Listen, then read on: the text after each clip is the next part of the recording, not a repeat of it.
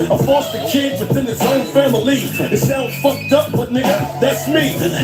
I hated how my mama just took off. I guess she was mad the way that she got shook off from dad. Grandma did the best she could. Yes, man, but I still did it hand to hand. I still sold packs and grams. And I still lived off the land, trying to stack some grams. And I still try to be something that I'm not. The other dude right there, you know, the next man. But not the best man. Let me know. Is life a test, man? Yes, it is. I'm just asking before I die. Can somebody tell me who I am? Goddamn. Is my pops Paul or Sam? Or that cat that be picking up cans? Or that dude that you used to fight? I seen the mail, mom. That nigga in Clinton. Am I from Harlem or Brooklyn? I don't know. Spring Valley or Charleston? I don't know. A few cats haven't where I've been, so I know y'all understand where I'm at with it. Anybody that ever been through anything in their life? Just vibe with me. That's all the struggle. You can overcome anything. Persistence overcomes resistance in every aspect of life. Rock with me, understand. Now we in the scheme of things, the Benz, the Bentley Coupe, the beam of things, the dope, the dope, the triple beam and things. I'm getting money. You know the dream of things. Man, I thought I was the shit, had a Benz, but I lived in my nana's basement. Here's the question: how can a young nigga be so old? How can a hot nigga get so cold? How can an old nigga be so dumb? How can a smart nigga be so dumb? How can a cool nigga be such a nerd with no wings? How can I be a bird? How come getting what I deserve is so unheard and so absurd? Why am I still here? So many niggas is gone that was born my year. Scoot up writing this rhyme, I had to shed a tear, cause I've been waiting so long to say this shit here. Yeah. Y'all know where I'm at. That's just how it was. I smile now, but I smile is not crying. Yeah. Yeah. Too big. Yeah. Yeah. Nigga said in the comment section, Haas got his period. Nah. You didn't hear the song that I just played?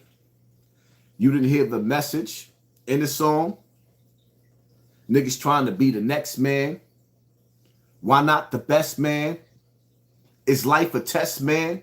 I'm just asking before I die, can somebody tell me who I am? Goddamn. Is my pops Paul or Sam? I seen the mail, ma. Is it that nigga up in Clinton? But you don't hear the words? Or is it because so many men in life have to be pretenders? How they say you gotta fake it till you make it? But that's what all the real niggas do. In order to be strong in this world, you have to bury your feelings, suppress your feelings, swallow it, and keep your poker face on as if everything is all right when everything ain't all right. How real is that? That you can't express that you're going through something and you feeling some type of way. And this is the world that we have to live in. And see, the crazy part about it is, niggas is laughing at me, cracking jokes, all in comment sections, throwing shade at me. But the reality of it is the hardest man on this earth to beat is the black man.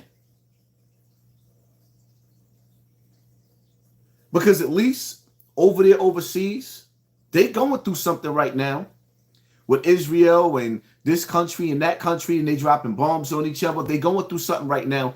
But at least they could trace back their ancestors 1,000 years. You went through something so bad on this earth that you can't even trace your family lineage back 100 years. They could trace theirs all the way back to the Bible times. Can you? No, you can't. Absolutely can't. You can't. Half you niggas don't even know who your father is. And the ones that do never even spent any time with him. But everybody's laughing. And while we laughing at each other, stuttering slandy, we making fun of each other. We kicking each other. We cursing at each other. We ain't patting each other on the back. We ain't cheering each other. We ain't rooting for each other. We ain't in each other's comment section. We ain't liking. We ain't sharing. We ain't subscribing to each other. We ain't healing to each other. We ain't hugging each other. We ain't loving each other. No, we laughing at each other while everybody laughing at us. We laughing at each other while everybody's laughing at us. And everybody got a plan to win together. Them border jumpers is coming over to America and they clicking a brotherhood. Soon as they get here, they vow to each other to have each other's back. Already holding each other down in somebody else's land on somebody else's territory. But meanwhile, in the home of a thief, the land of the slave, home of the thief, land of the slave, where we was kidnapped and everything that you could do up under the sun was done to us, to everybody from every foreign land was done to us.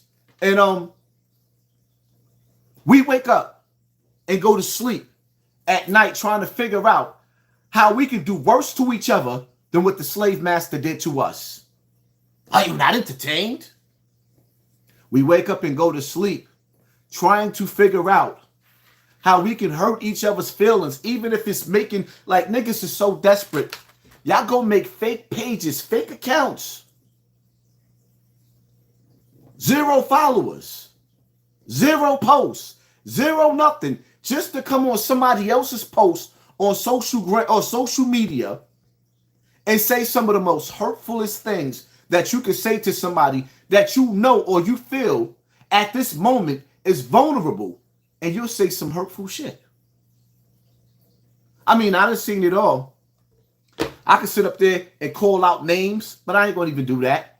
Some of the things that I've done for some of these, I look at Instagram, right? And it's amazing how everybody's sitting up there talking, oh, Haas don't get busy, he just be talking tough, right? But I'm looking on Instagram and I'm seeing all of the niggas being praised. Facebook, all of the niggas being praised. Y'all big homies and the niggas y'all think is tough used to call me when they used to have beef.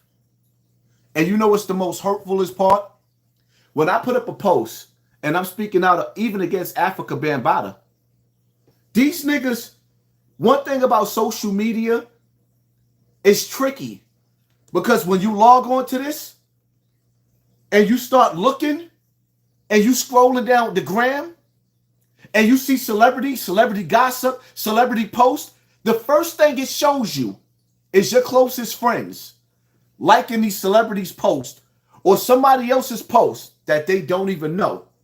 But I'm sitting up here on social media posting and fighting for my reputation to uphold my name so I'm not deemed as a liar. Because there's nothing worse than somebody deeming you as a liar, especially when you screaming for your life and fighting for your life and your friends ain't even there. And then the crazy part about it is, it's like the realer my life get, the more distant, the more colder people are getting towards me. And I get it. Because in order to be great and in order to make it to the next level, which is going to be a harder level in life, God is trying to tell you something. So anybody out there that can relate to the shit that I'm going through, understand we got to be strong. Because ain't nobody going to be strong for us. They're not going to be there for us. Sort of like DMX. They gave that crackhead the biggest going away party he ever got. And when I say that, I'm not being disrespectful. DMX was hurting so bad he was smoking crack, but praying on stage because he was hurting. And when it was time for them to pull up in real life, niggas wasn't pulling up. But when he died, oh, they gave him the biggest party. He got the biggest satanic party that you can ever get. They reminded him, in order for him to get into this music industry, you had to sell your soul. So what did they do on his going out? No, they wasn't rocking Jesus wear, Jesus attire. They didn't have all white. They put on that evil ass red and black and gave you the satanic vibe. Are you not entertained? Right. I mean, what I'm saying to you is that they won't help you with the groceries. They won't even help you promote your t-shirts that you got. They won't even help you to pat you on your back to encourage you, but they will help to carry your casket. And if your family could afford to have a gathering after the funeral, they may just pull up to get some mac and cheese and some chicken just to make sure you see, just to make sure to see that you're dead. Niggas don't love you. I swear to God, I wish I wasn't black. It don't feel good to be black. I wish I was Ku Klux Klan. Even though y'all tell me I ain't black anyway, I swear to God, I wish I wasn't black. I hate being black. It doesn't feel good. It doesn't feel, I don't feel loved being black. Yeah, I'm in my feelings. But see, this time with me being in my feelings, I just understand that, like, when y'all sit up there and y'all call me gay, right? But then I see, like, this is what got me in my feelings. Y'all ready for this? I'm sitting up there and people sending me Saucy Santana. Now, for me, looking at him hurts. Because it's nothing worse than seeing a masculine man with a beard turning around acting feminine. That is the most scariest. It's the most scariest shit to me. I'm just not with it. It is what it is. But y'all sending me his story. And it's like, so what y'all telling me is the world, if I was gay, you know, y'all make fun of me being gay because y'all know that I'm not. And y'all know one thing a straight man does not like is to be called gay. Y'all know this. So y'all come and y'all call me gay in my comment section knowing that I love women, right? But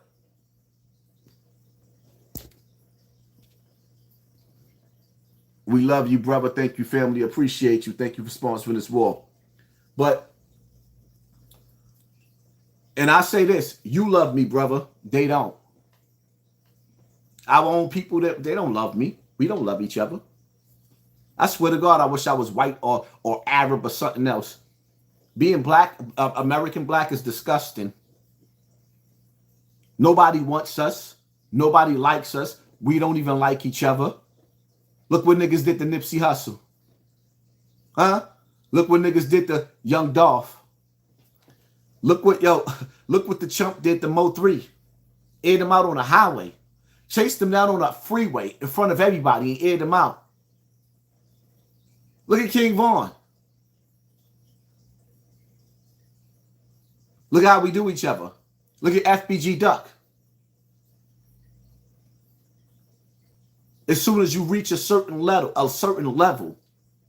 there's a certain devil that comes along with that that's going to hit you. Tag, you're it. Deval Hollywood, peace and love, bro. Thank you for the real content. Just lost my brother. Been a while. Keep it going. Oh, man, my prayers go out to you, family. I'm sorry I'm dumping my pain on you when you lost your brother. It's hard. It's hard. It's hard. But shout out to you for showing me love in a world filled with hate. Shout out to you for showing me love in a world filled with hate. Yeah, I'm definitely in my feelings tonight. I'm feeling some type of way. I definitely feel some type of way. It's like so many people been showing me their true colors. And some people, you know, sometimes some people will show you how how devious they are, and they don't realize when you react to them, it's because you seeing them before they actually showing you their fangs. I have a gift where I can see people. That's why I cut shit short. That's why with math, I ain't even give him, like, nigga, I'm not even giving you no more room. Once he showed me what he did with 10 Toe, nah, we cutting this right here, right now. Now, I didn't have to respond, but in the future, I probably won't respond. But I want my audience, the people that's supporting me, that's rocking with me, to understand what I'm feeling. When I'm feeling, and I'm feeling some type of way. And I'm telling anybody that's watching me that if you feeling some type of way, it's okay for you to feel some type of way. It's time for niggas to stop being taken advantage of. For real. Because good people get their heart stomped on more than anybody. And the shooter in the street is the most used and abused. And I'm telling you, anybody that came up the way I came up, getting busy busting your gun, as you get older and you see niggas start to clean up their life, they escape the bids, they clean up their life, and life is going good and they don't need your gun in the streets no more, watch how fast they show you how they don't need you no more. People can't wait to show you how they don't need you no more.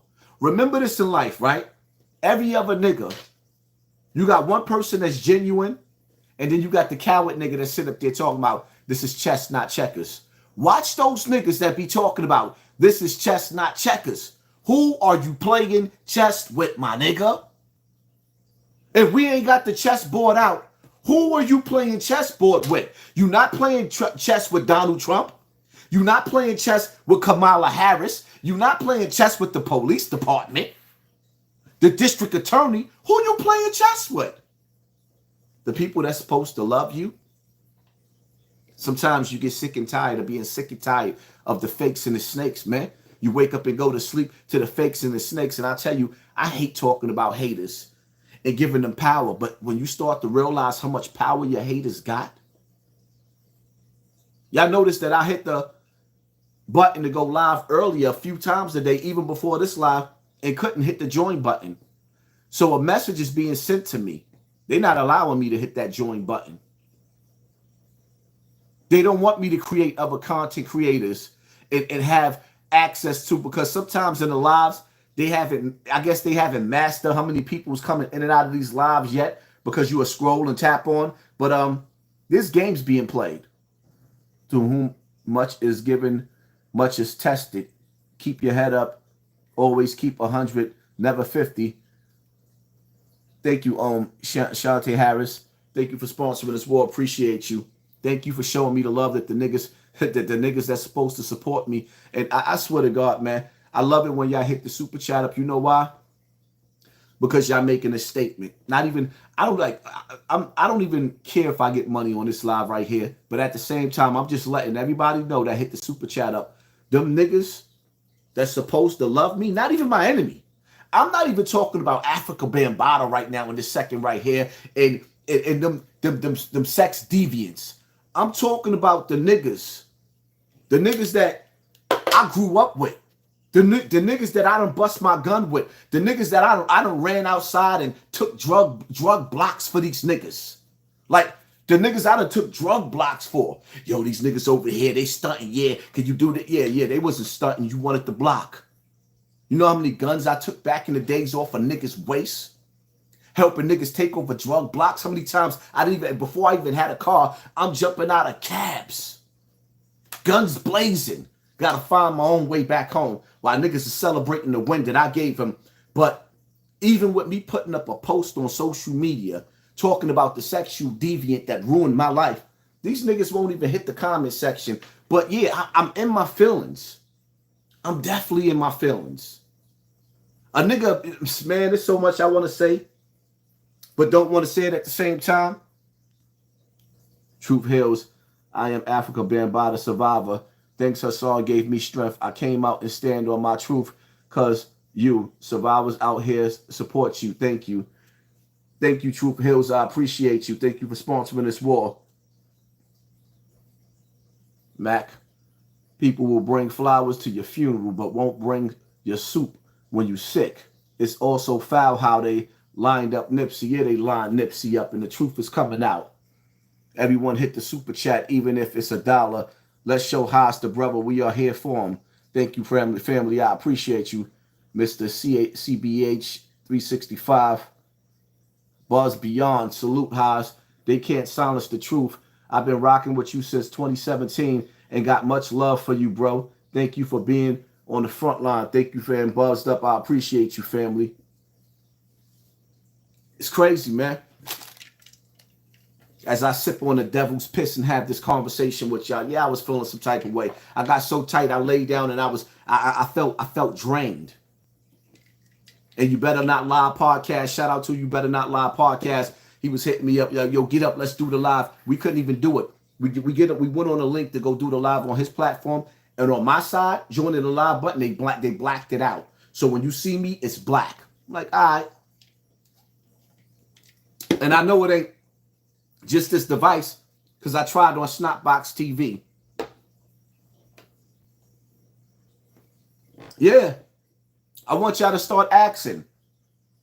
Shannon Hall, who are you playing chess with? When a nigga sit up there and say to you, this is chess, not checkers, ask them. The one, thank you for sponsoring this war. Appreciate you, family. Ask them, who are you playing chess with? This is chess, not checkers. Well, who are you playing chess with? Who? We all starving out this bitch. Some people just eating better than others. We all starving.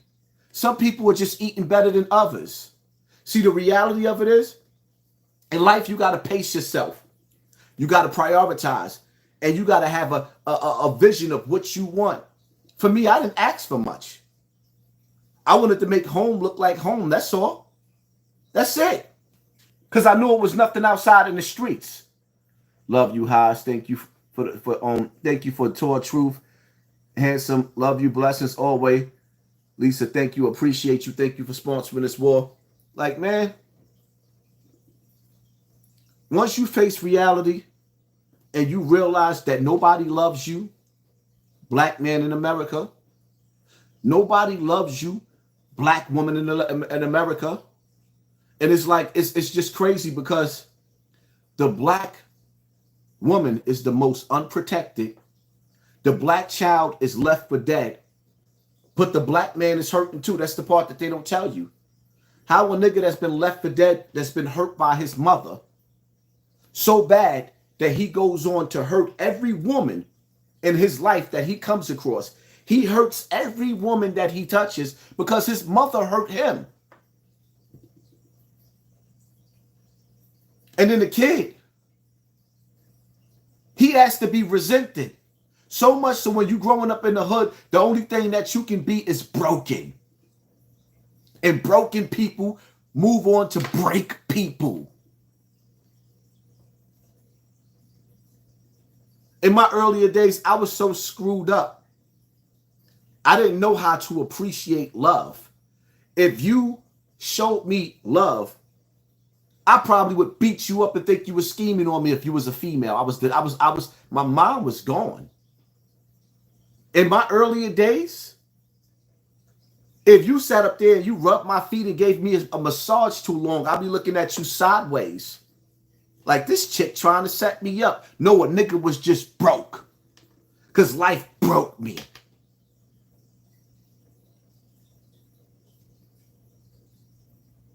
Being treated like a human being and being loved felt like a snake move. Because it was like how Jay-Z said, niggas will show you love. That's how they fool thugs. Before you know it, you lying in a pool of blood. Cough up a lung where I'm from. Sean, thank you for sponsoring this war. Appreciate you, family.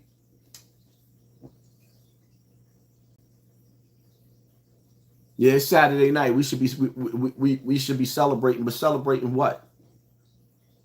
When you really, really look in the mirror and you really, really start analyzing the people around you and the people in your life. And you know what? Some people is blessed to have good people in their life. But when you the chosen one, or when you somebody that God has a plan for, sometimes he allowed you to go through the pressure, the pain, depression. You hurt, but you got to heal. See, that's the whole key to it. You hurt, but you got to heal. Let me tell y'all something, man. Learn to enjoy having fun with yourself.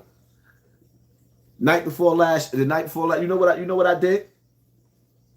I turned on the TV and I took it back to my childhood. I was scrolling. I think I was looking at Prime Wire. And I seen Jean-Claude Van Damme. And I started watching Jean-Claude Van Damme, kickboxer and blood sport. And it was like, I said to myself again, I said, damn, why I couldn't be white? White people's movies is better than black people's movies. Here it is, you got Jean-Claude Van Damme, his brother, went into a tournament all the way in Thailand, kickboxer. His opponent broke his spine. His brother loved him so much, he stood in that country and trained to defeat the dude that beat his brother. Dope ass movie. Bloodsport. A bunch of martial artists coming to the ring to see who's the best of the best. What do we have over here? In the nigga section of Hollywood, what are we watching? The same repeat over and over again. This one killing his mother. This one killing his father. The mother trying to kill the children. Are you serious? And wondered why we so damaged as a people. You think that that's normal? And I get it. I kind of get it. I understand. Because 50 had to go through something and it keeps coming out. People keep trying to cater to him and his lifestyle of Preem having something to do with 50's mother dying, allegedly. Because the story I hear allegedly is that 50 moms went to the bar. She was in the bar and allegedly Preem and them poisoned her. And it's not surprising because let Bimmy tell it, which is supposed to be a true story. Little Preem, the one that's running around here, bigging up his father had his mother shot and tried to have his mother murdered, allegedly, because he didn't want Little Preem. So the story don't sound too far-fetched that the nigga's capable of having 50 mother knocked off. But this is what we doing in the nigga section of America. This is how we feel about each other. This is how we treat each other. And then when we come outside and stand in the hood, it's under a false umbrella of false pride. And see, for me, niggas make me sick because everybody's tough and I wish a nigga would. But nigga, all you niggas that I done held down back in the days, y'all won't even hold me down on the internet, let alone in real life. Where's all the thugs at? Scared to go back to jail. I hate the hood. I'm never going back. I don't even blame you. Show our brother his voice is needed. Thank you, Mr. CBH. Charles Wilson, remember the chosen ones are the first persons. Me, myself, I'm one. We are actually descendants of the Most High. Much love, respect to you and the family. Thank you, family. What's your take on the political climate? Harris, Trump, or the coach? Doesn't really matter. Because no matter what happens, they just showed you that your vote, yeah, we want your vote, but we ain't willing to give you nothing for it. Yeah, we want your vote. Come on. Come on down to the voting booth so you can pretend. So you can pretend like you're fighting for your future in America. You're not. Your power is in the dollar. Your power is in the dollar that you keep giving back to them. Your power is in how you spend your money and what you're willing to do with each other. Your power is also in the like, share, and the subscribe. Now, you telling me, right? This is the game. We playing the game of life. Money, power, respect, the key to life. You'll see the light and sleep at night. So we playing the game, and this is a game, right? Where they gave us like, shares, and subscribes on social media. Then they monetize social media, Facebook, Instagram, and YouTube, right? And we all following each other. You mean to tell me I got almost 500,000 subscribers and could barely get 1,000 likes? So now we holding each other back. We won't even like each other's posts and share each other's posts so that we can beat the machine and get all of the digital dollars that they throwing at us. They got cyber dollars. This is a cyber store. This is a cyber brand where we all can help each other. But look how we feel about each other. We don't want to see each other win. And see, my gift and my curse is the fact that I don't have to stand out on the block in front for niggas. They get to watch me and see thousands of people watch me like I'm LL Cool J, watching me like I'm KRS-One back in the days, like I'm Nas. It ain't hard to tell. And they don't like it. And they don't like it. Everything in the hood is fake. The only thing real in the hood is the pain that everybody acting like they hiding. The only thing real in the hood is the pain.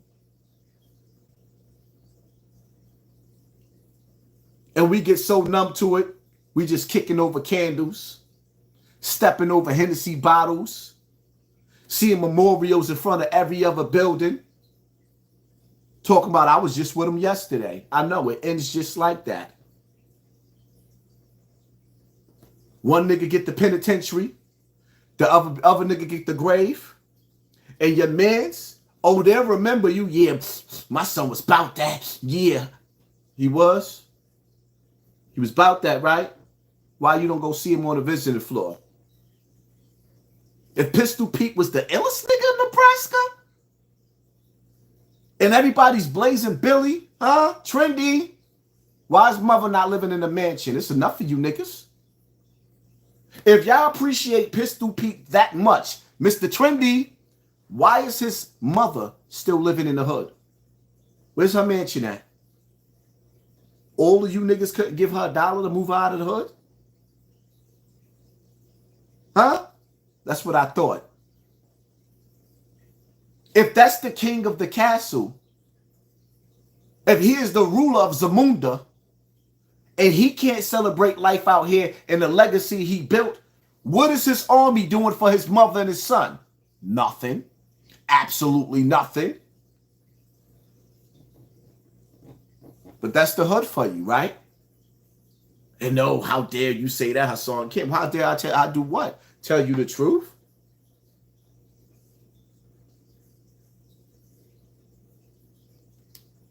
The game is rigged because we rigging it on each other. I'm going to say it again. It's like I said, they had scientists that had a cup filled in a jar with mosquitoes. They bred them in there for a couple of generations, then took the top off. Now the top is off of the jug, and the mosquitoes won't fly past where the top was at, even though they're free to go, because they're institutionalized. In your DNA, you have been programmed now to be stuck. That's why back in the days, how Mobb Deep says, as long as I live, I'm staying in the projects forever. When worst come to worst, my peoples come first. Try to react, word is born, you get your feelings hurt. Huh? He said I'm staying in the projects forever. Remember, Brother Hassan, the original chosen ones are melanated. We look for our Father, the Most High. We are the original of the heavens and the earth. Yeah. But at the same time, we the most poisonous, the most hateful, the most hurtful, the most lack of compassion. It's sad. It's sad. And you know, let me drop something that I realized, right? I see dudes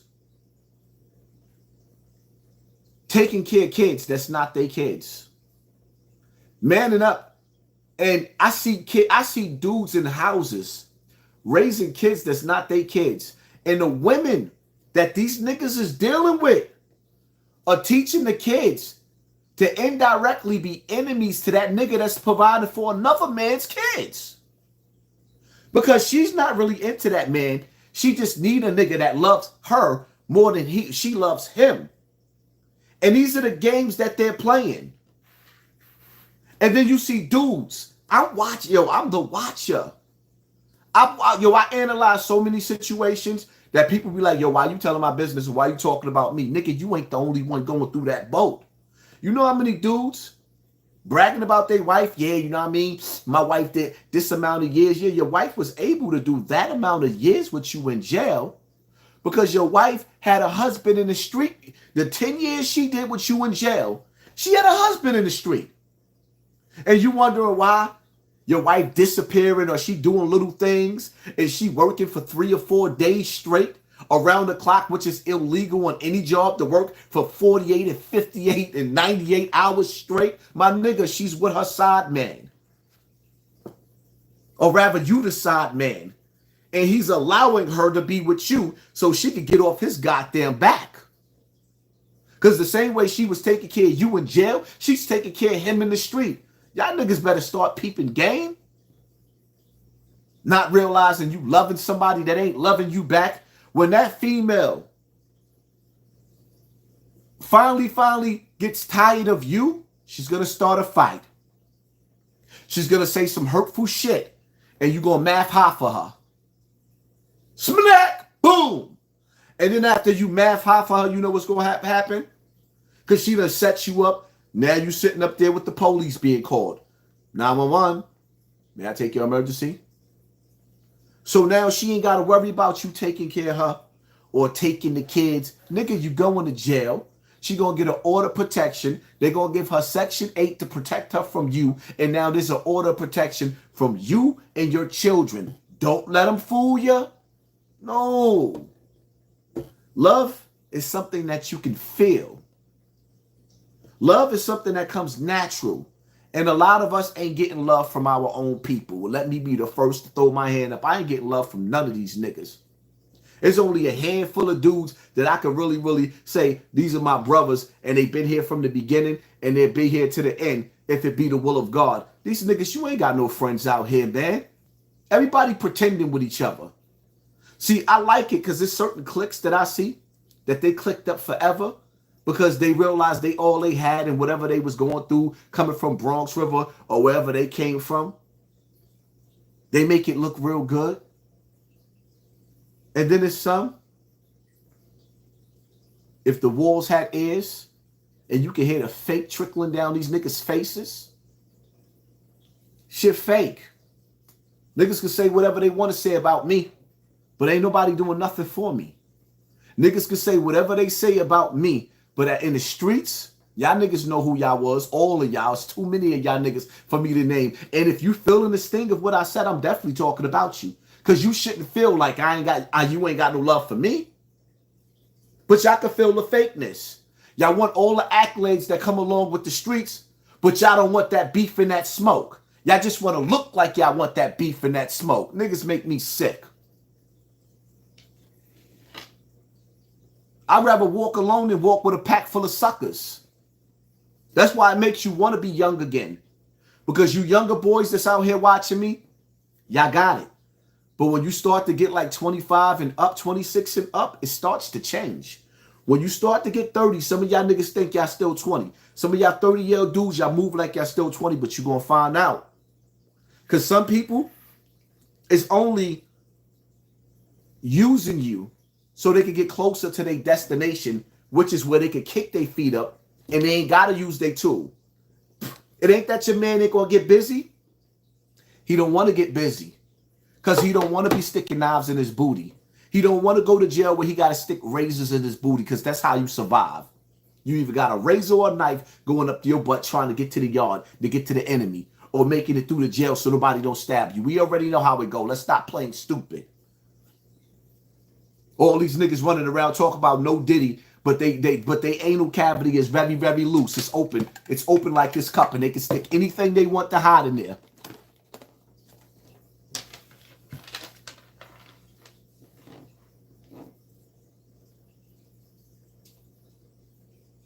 We got to be real. Niggas want me to crash out. And what you think, like, let's be real. How is this going to keep it 100 with you? If I got to go to jail, you know how many niggas in jail would love to tear my head off? Because they don't like what I have to say about these shitty gangs.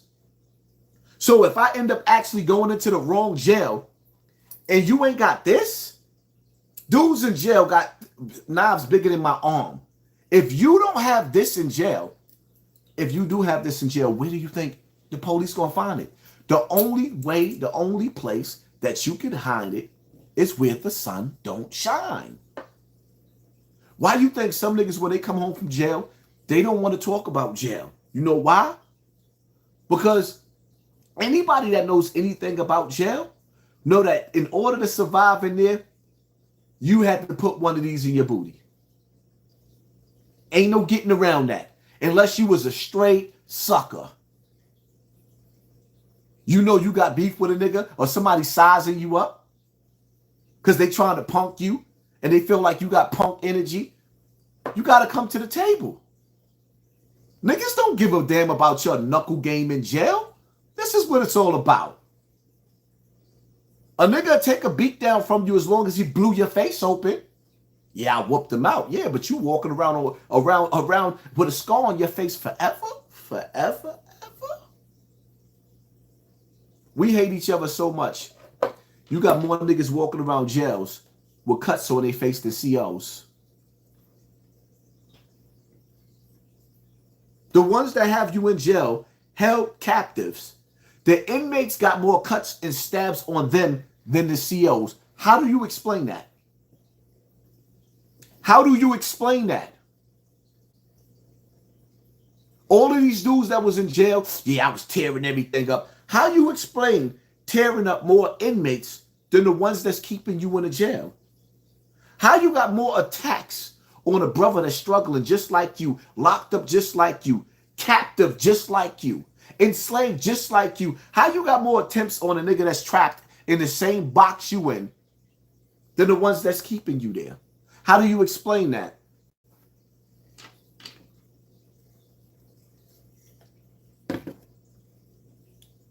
Forgive me if I'm just trying to make a little bit of sense. In the world where nothing makes sense, in the world where there's no loyalty, in the world where there's no friends,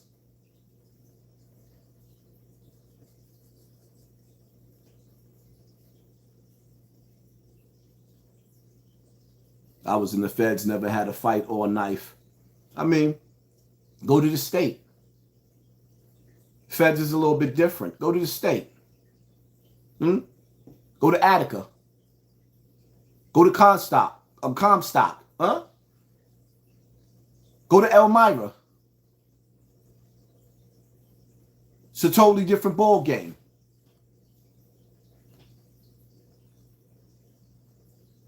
Tahil, cool. Thank you, family. Appreciate you. Thank you for sponsoring this war. Clinton ain't no joke. Go to Pelican Bay. Like, stop playing, man. You go to certain jails, you're going to have a fight. Laval, keep preaching, brother. Thank you, family. I appreciate you. Thank you for sponsoring this war and pissing these people off and showing that somebody loves me, baby. But I'm going to be real with y'all.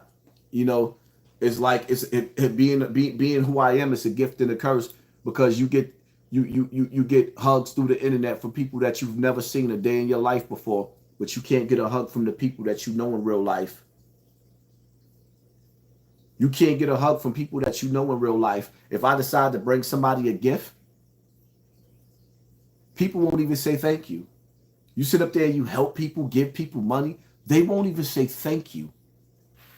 It's like they entitled to whatever you giving them. Like, nah, absolutely not. It's to the point to where I don't want to do nothing to be around people like that I know too much. It's only a hand. Don't get me wrong. There's people out there, and I ain't got to say their names, because the people that I love, they know who I love. But some of them, yeah, I'm in my feelings. The fact that it's like, damn.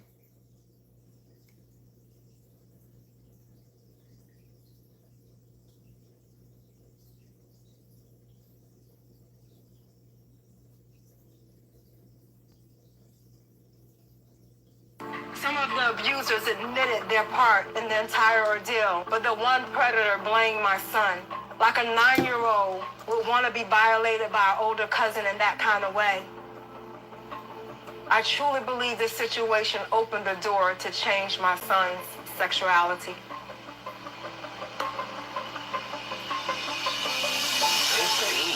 Getting of the innocent stolen. Families don't talk about it. I think that families sweep it under the rug. Do you still know the person? Are they still like the family member? You know, it's crazy because, let me stop it right there for a second, because so son was violated like me at a young age, but his mom's is saying that she think because he was violated like that, that he's a cupcake. And for me, my whole thing is, I was violated like that, but I show improve.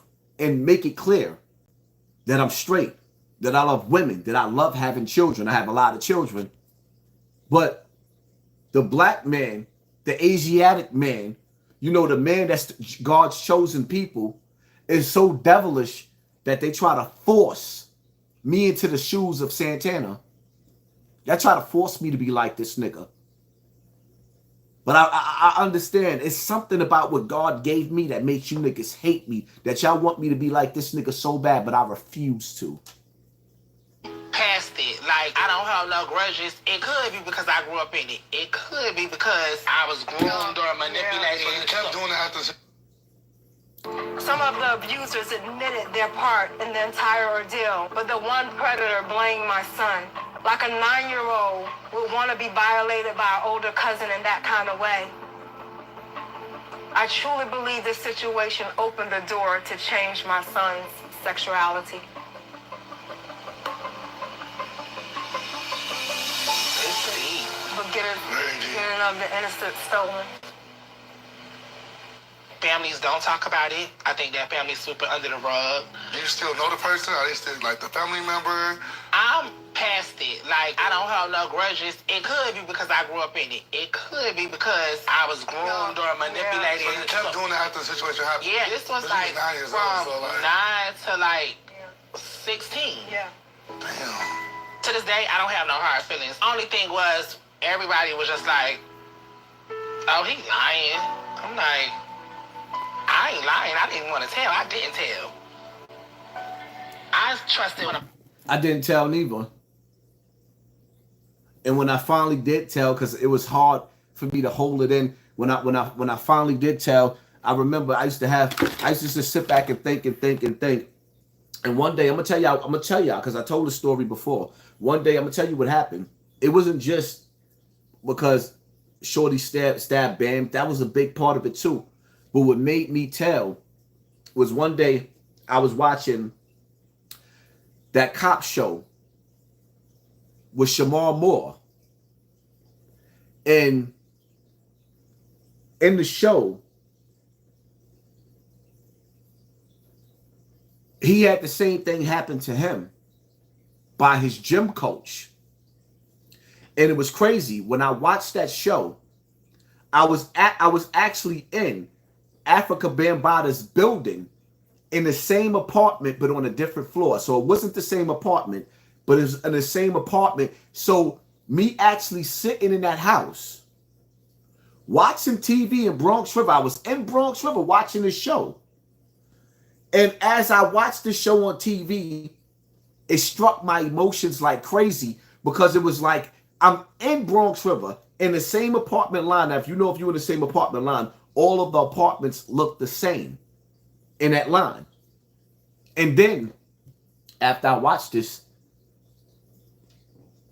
one day I'm drinking because it's on my mind. And I slipped up and said something to my mother. We was on the phone. And you could hear the cold, like the silence in my mother dropping that on her. The silence. I could feel that she felt it when I said that. When I told her. And once I told my mother, it's just like it started ticking and ticking and ticking and ticking and ticking and ticking and ticking. And then I remember it was around the time everybody was talking about the Million Man March, or the new Million Man March. It was, I think it was the new Million Man March. They had something going on with Farrakhan. And that's when I went on Facebook and I just let it out. And everybody was like, nobody could believe that this was me saying this, because unlike they tell y'all, I was a stone cold killer growing up. I was. I'm not gonna lie. I was a stone cold killer growing up. I was off the meat rack. Niggas did not play with me. Niggas was scared to death of me. That's why when you sit up there saying with Ron Savage, why you ain't fighting Nudie? Me and Nudie had 2 fights. And Nudie refused to pull that gun. He refused to. He did it when I was young, before I started playing with the hammer. When I started playing with the hammer, Nudie never approached me that way. He rather killed. See what I tell y'all, The last homicide, when niggas tell you I've never been to jail for homicide, the last homicide that I went to jail for, I was in Co-op City. I went to go pick up a package. And that package saved my life because when I went to Bronx River, because I heard about the body, I went on a run about an hour later. The police was looking for me while I was standing there in front of the building, and I felt that. Now I'm on a run for a homicide that I didn't even do because my enemies killed somebody in the apartment. That's the third homicide I was in jail for. When niggas try to tell my story and manipulate my story, I know my story. The streets know my story. Now the internet jealous niggas, they don't want to look at me as a man. They don't want to see me in the light as paying bills. I even got shady ass baby mother, bum ass bitch, talking shit. Oh, you on YouTube. So what? My personality. Yeah, my personality put me here. And I mastered being me. I actually get paid to be me. Yeah. The bum bitch, you on YouTube? Yeah, you bum bitch, yeah. What are you doing? I hate when somebody try to sit up there and throw shade at a nigga like dogs. Everybody don't master welfare. And I'm going to say this to you females, and I have to say this to you females. Please, let me make you understand, right? You are not independent if you are on welfare Section 8. You're not. You are not independent if you're getting food stamps and your cabinet is filled with food or for food stamps. You are not independent. My wife is independent. My wife is a go-getter. My wife switch up vehicles. My wife get that bag with 5 kids of her own. And she makes no excuses. When it's time to go to the doctors, they get there. When it's time to go to school, they get there. When it's time for them to go on vacation, like they're about to go on vacation right now, they get there. And they just came off of vacation. My wife don't make no excuses. See, in this world, you got people out there that's go-getters. And then you got people that sit up there and complain and envy and blame everybody in the world for why their world ain't going the way it's supposed to. Why life ain't going the way it's supposed to. And I'm going to tell you, when you're dealing with entitled people, you thinking you doing good and you making them happy because you giving, but they hate the fact that you giving to them. They hate it that you in a position over them. See, some people's different. Some people will give you because they like for you to be beneath them. Some people like for you to be beneath them. See, me, I'm the type of nigga, I want to know when you going to get on your feet. Because the same way you like money, I like money too. And I don't want to dump all my resources in no lazy bitch. Message. A woman be sitting on her ass watching TV all day, playing with her phone, and have kids looking at you like dad's the bad guy. Get up off your ass. Get up. Then the slick shit. Oh, I remember when you wasn't on your feet. When was that? When?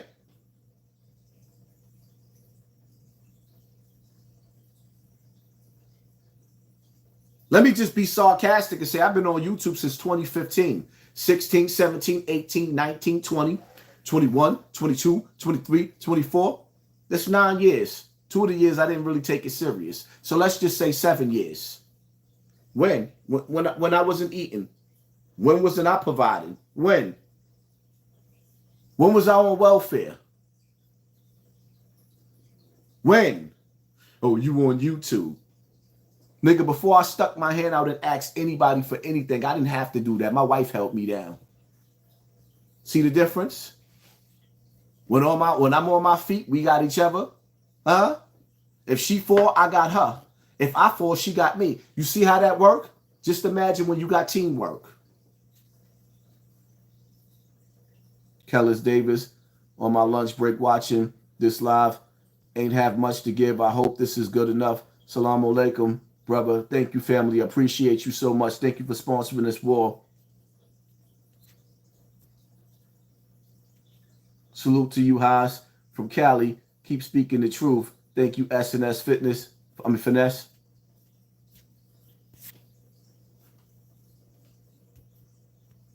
Shout out, Haas. I beat my own bitter ass BM in court. of my daughter. Now all she do is post Bible scriptures. But before that, I was the worst dad in the world. Yeah, okay. Stand up, man. Let me tell you something, man. Some of these kids, when you got the right or the wrong baby mother, let me tell you something. Some of these females will put their spell on those children.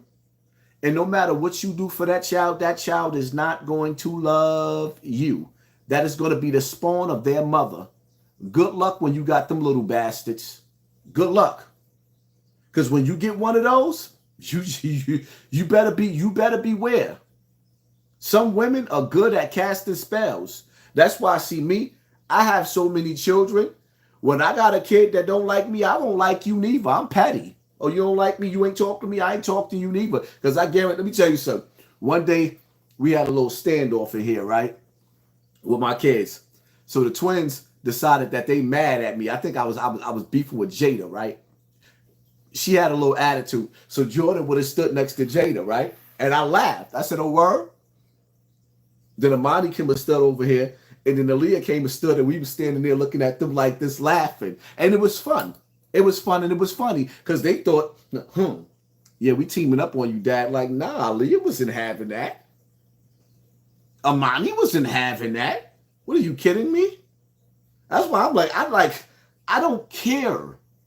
Because you can't win everybody. You're not going to win everybody. And I'm going to tell you something. Whether you reading the Bible or Quran, you better understand something. When you move away from the dangers of the streets, the tests don't go away. Because then the biggest test that you're going to go through in life is that woman that you laying down next to and those kids. The woman that you laying down to and those kids. As a man, I'm going to tell you right now, men, beware, because when you being a man to these women, because when a woman's fed up, or you dating a female that's settled for you, you kept on pushing. That's why I'm not the nigga to do that. Y'all niggas be pushing for a female that don't want you.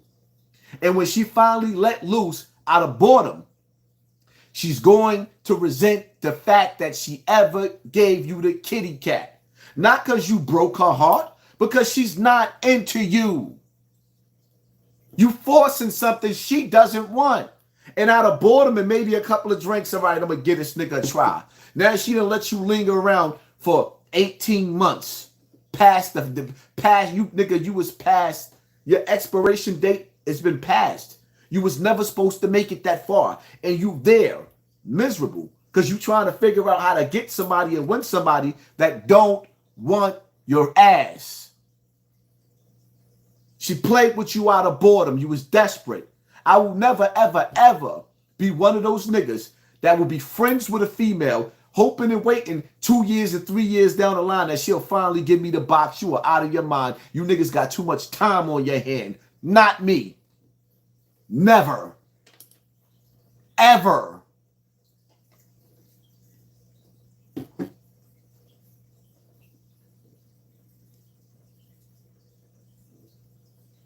"15 kids. I got 20 kids. What are you talking about? Matter of fact, I got 25. Stop trying to guess me. I got a lot of kids. I enjoyed Putty Cat. Loved it. Stop trying to figure me out. Y'all counting pictures. All my kids is not on social media, stupid. All of my kids is not on social media. All of my baby mothers is not on my social media. I know you niggas is devious. I know you watching. I know y'all counting. No, y'all off. And every time I tell y'all how many kids I got, it'd be funny. Because sometimes I just be lying. Sometimes I tell you I got less, and sometimes I tell you got more. I might say I got 100 kids. You would never know. You will never ever know. You think you know.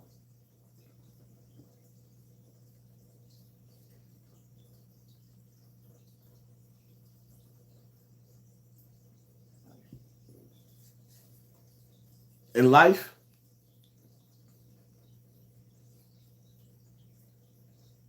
niggas got to start just being real and say you hurting. I ain't feeling too good today. And we ain't talking about these devilish drug dealer ass nigga. Them niggas is the worst. Drug dealer niggas is the worst. They are the worst. And we're not talking about them street drug dealer niggas. They ain't feeling too good today because they ain't getting what they want on the block and they got competent. Now, we not talking about you niggas. We talking about regular people. We talking about the ordinary people. We don't care about you criminals out there. I'm sorry. When you niggas keep talking about, oh, Hassan Campbell think he a thug. No, I don't think I'm a thug. I think I'm a nigga that's not having it. I get death threats every day. I speak out against gang culture because that's what's destroying our community. I speak out against drug dealers because that's what's destroying our community. Why? What's the difference between me and Charleston White? The only difference is I care and he doesn't. His main objective is to get to that bag. My main objective is my message. Biggie was lying when he said the more money, the more problems. And in order to get away from the problems, some people learn at an early age. Just cut all your friends and your family off and then go into loneliness.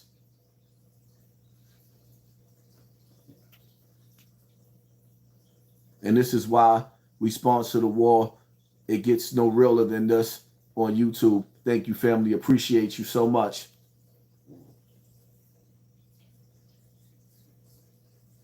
Like, come on, man. I make it clear. Shout out to them truck drivers that's drinking all types of poison to keep themselves up on that highway, because you get sleepy on that highway, you're lonely on that highway, and all you looking at is that white line. Shout out to those truckers. Shout out to those bus drivers that constantly got to deal with these unruly kids and grown men that want to sit up there and take their anger out on a bus driver, the nigga that's trying to get you to your destination. Shout out to those bus drivers. Shout out to the people in the Board of Education. You know, the teachers that really, really care about the students, not the ones that just go there to get a paycheck and don't care if your kid pass or fail, even though I understand some of these teachers as well, because you got to deal in the Board of Education with some of these kids are some dirty, rotten scoundrels. They're a little dirty, rotten bastard as a child, and they're going to grow up to be a dirty, rotten bastard as an adult. Just saying. And these underpaid teachers got to sit there in that prison called the Board of Education and miseducate these little bastards and sell them false hope.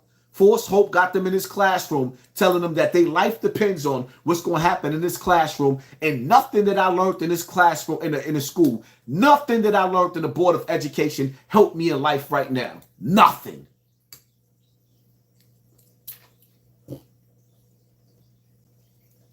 They not teaching us carpentry.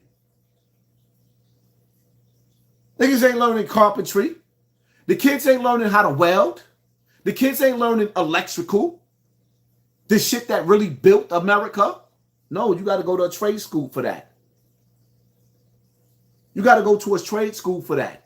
And in all actuality, you shouldn't have to go to a trade school for something that you learned in your early, something that we knew. We built America. Before there were schools to teach us, there was our fathers and our uncles and our grandfathers. There was the working man that took you on the job, and you learned on the job how to be a working man. Now we don't have none of that. Yeah, I'm in my feelings. You know what it feel like? That everybody's sending me this nigga? And I got to watch people have more compassion. So you telling me if I decided to be a gay man, which will never, ever, ever, ever happen, that I'll get more love in my situation? So while all this is going on with Funkmaster Flex, Africa Bambaataa, Ron Savage, mysteriously out of the blue, while this is going on, you think I think this shit is coincidence? This is coincidental? They got an episode with Saucy Santana coming with my whole life story. Do you think I think this shit is coincidental?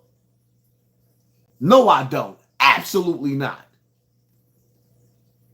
One of my cousins, and he told Some of the abusers admitted their part in the entire ordeal, but the one predator blamed my son. Like a 9-year-old would want to be violated by an older cousin in that kind of way. I truly believe this situation opened the door. Y'all think that I think that this is a coincidence? No, hell no, I don't. I'm being drowned out. My channel is being suppressed. We already know. I don't care what nobody say. I know I got to have at least about 5 million subscribers. Not 500,000. They're never going to let me get my real numbers. Nigga, I'm too strong. And the only reason why they keep people around like me is because in order for them to fulfill the evil that they got in this world, they have to tell you the truth. So they'll let YouTubers like me give you a little bit of the truth so that you can't say that you don't know. So they'll let me be up here and get a couple of numbers because this is what they do. But they're not going to never elevate me. Never. See how academics were so intrigued about Hassan Campbell that he had to have me on his platform twice. And then the second time, no, 3 times, and then threw shade, put up the worst. Like, it was like trying to sabotage me. I don't think y'all paying attention. I see things for what it is. God gave me that gift instead of what it appears to be. It's not easy to rock me to sleep. I got spidey senses. Your spidey senses is in your stomach. Why you think they keep giving you this badass food? Abusers admitted their part in the entire ordeal, but the one predator blamed my son. Like a 9-year-old would want to be violated by an older cousin in that kind of way. I truly believe this situation opened the door to change my son's sexuality.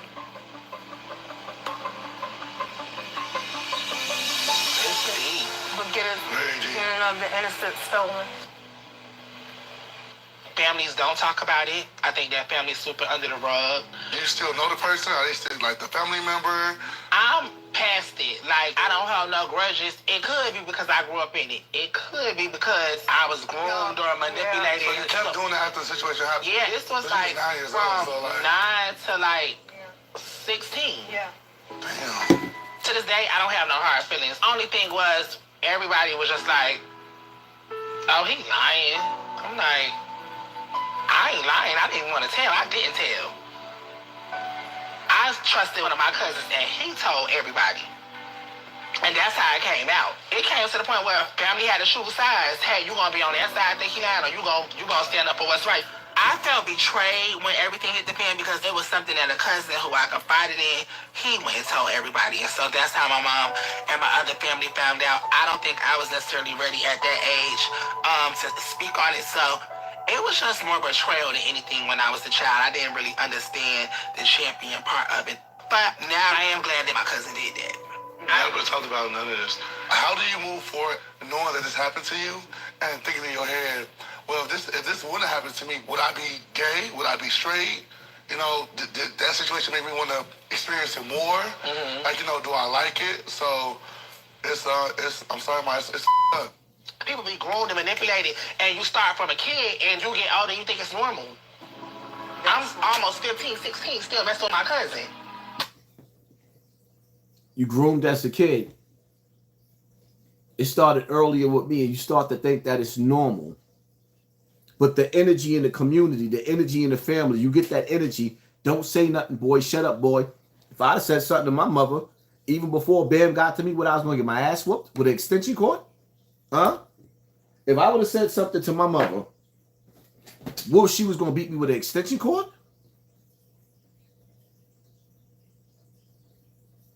So you had to keep it to yourself. I grew up with an abusive mother. I'm not going to say that my mother didn't love me. She was abusive. She didn't know no better. She didn't know no better. I'm not going to say I didn't have a good mother. I had a dysfunctional mother. And dysfunction raised dysfunction. See, I could own up who I am. I could own up to who I am. I don't care what nobody think about nothing. Nothing that nobody thinks about me, because I know that at the end of the day, I am what my environment made me to be. A lot of people fake it till they make it. Like, nah, I'm just a different nigga. I know that this pain is not supposed to be here. I know that the environment that caused this pain within me is not supposed to be here. But I know everything also happens for a reason too. If I got to use Saucy Santana to get the message out, instead of being jealous, but at the same time, I'm not gonna lie.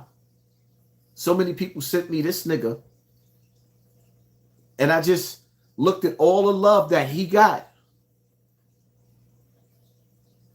Even a gay man that looks like this will get more love and compassion than a black man that's hurting. Normal. That's not normal. We know that we cousins, but that's you. I'm still in the closet. I'm still a kid. Still, like you do what I know. Children are easier to manipulate. Children are not grown. Their mind is not fully developed. When you're a kid, you know you're easily influenced. That's why older men prey on younger girls, younger boys. It was hard for me. Me personally, I can't blame them 100% for my sexuality because I do remember as a kid. Anybody that comes in my comment section that find this funny, and my mods is in the building and niggas is sitting up there laughing, talking about Hassan the bamboozler and all that stupid shit, block him. You will never make a comment. I never comment on my, and I don't mind somebody disagreeing with me when it comes to certain things, but when a nigga try to think certain shit like that is funny, it's not. You will not play on my channel.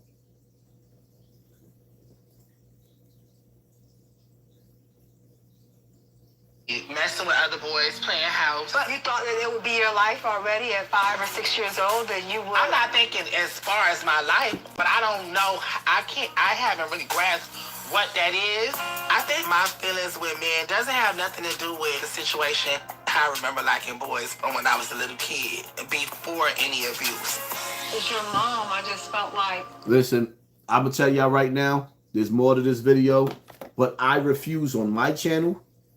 I will not sit up there and play any portion of where this nigga talking about he like boys. I'm sorry. That's your problem. That's your business. We're not promoting that. We're not rocking with that. We're not kicking. I don't want to hear about that part. I don't care. I don't.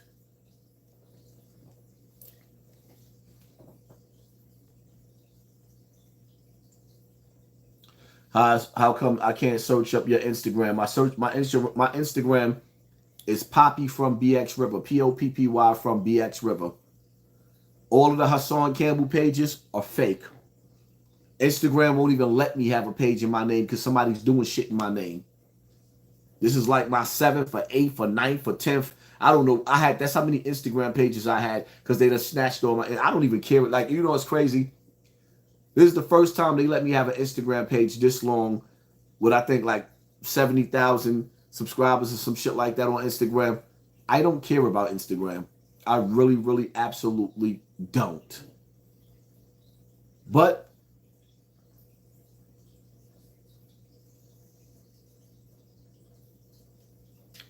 take care of yourself. Do not allow pain to replace the beautiful things you have, and remind your children, your home, and your peace of mind.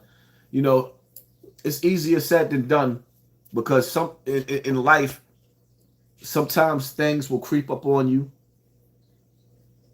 and it will blindside you. And I'm not going to lie, I looked at this video and people sending me this video. They keep tagging me to Saucy Santana, telling his story. He has a right to tell his story. I just don't believe, I don't believe in coincidences. I'm sorry. And then all this shit is airing during this Africa Bambaataa shit with Beast Stinger. I'm sorry, I don't believe in coincidences. But nevertheless, maybe it is. Maybe it's just the season. I don't know. I don't know what got Saucy Santana releasing this at this point. But what I do know is that it hurts to see this nigga get so much support from the community. But I've been here fighting this and all, like I said, I got niggas that I done looked out for. Massive niggas that I done looked out for. I got niggas that I done played their music throughout the duration of me being on YouTube. You don't see none of these niggas supporting me. You see these Africa Bambaataa videos on Instagram, Facebook, and you don't see these niggas, yo, brother, we got you. We here. And the crazy part about it is, y'all need to start, I swear to God, I wouldn't even be mad if y'all start going on my post on Instagram and in my comment section and start actually calling some of these niggas out and tagging them like, yo, why y'all not never in the I want y'all to. I actually want y'all to do. When y'all see niggas, if y'all see something that y'all think I don't see, because I see it all, I'm challenging y'all. Because y'all done seen me show love to so many niggas. Go back to them posts. All those posts with Africa Bambaataa and me beefing with Math and everybody else. All these posts. Where's all these real niggas at? All of a sudden these niggas is too busy for social media? Oh no. You can see them liking the celebrities post. Right. Pay attention to your circle before they, I'm watching. Think I'm not watching? That's my slogan for a reason. See, you know what I hate about life? When I was younger, I was reckless. I'm still kind of reckless. I almost did some reckless shit the other night. I had to catch myself. I almost did some reckless shit, and it's crazy. It's bananas. I almost did some reckless shit the other night. I almost went stupid.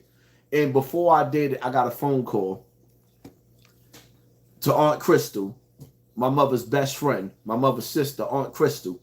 She called me on the phone out of the blue. And she was talking.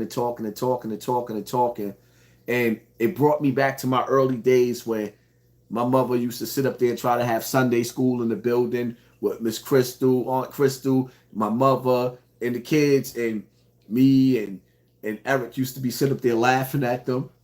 We just laughing because we used to call Jesus Superman when they was talking about Jesus, and he's the Father, the Son, and the Holy Spirit. And me and Eric used to be sitting up there laughing, calling him Superman because we believed in Jesus being God's prophet, but we did not believe he was God. Never did we believe that. So we was laughing at them. But Miss Crystal called on the phone. Aunt Crystal called on the phone, and I said, it's like, it was like magic. It was God sent, because she just sent a healing through my body just hearing her voice, because I knew that was my mother. That was like my mother reaching out from the afterlife, and it was crazy. But all these niggas that's here, in real time, in real life, niggas is still benefiting from me. It's like the only thing I didn't give these niggas was my wife. Y'all can't have that. And they still don't appreciate. That's why sometimes you just got to walk away and let the chips fall where they may. These niggas don't appreciate nothing. Like I said, man, I done did some of the realest shit. The realest shit. I could tell y'all so many stories. I could tell y'all so many stories, like in real time. I remember being on a run. Paul Smalls used to be my brother. Still love a nigga to death, but you know what I mean? I guess they say brothers fight, but brothers ain't supposed to show envy. I remember me and Eric was on a run. And Paul Smalls got into some shit. We on a run. On the run. And let me tell y'all something. Well, everybody talk on September 5th, 4th or 5th. I think 4th or the 5th. Me and Eric was together. Max got shot on a trio. Max got shot. Bang! The very next day is when I went to Boston Secor to go meet up. Matter of fact, my wife was there that day. We ain't seen each other. We took a little break from each other. For how long was that? So I sees her. I'm hanging out with her. Right before the murder happened, I just walked her from Boston Secor back to Co-op City. Soon as I get back to Boston Secor, we get into some shit. The body drop. So back to back. Now while I'm on a run for a murder and an attempted murder case. September 4th or September 5th and September 6th. Back to back, the attempted murder and the murder happened, right? You got Dennis Taplin, may he rest in peace, that died on Boston Secor. And then you got Max. Everybody in Bronx, everybody in that area from back in the days know who Max was. I'm on the run. Paul Smalls hit me up. Yo, these niggas did this, that. Me and Eric jumped out the car, cleared the whole block out. I'm on the run already. Yo, Paul Smalls, it don't get no realer than that. Bronx River, I know y'all watching. Ask Paul Smalls that happened.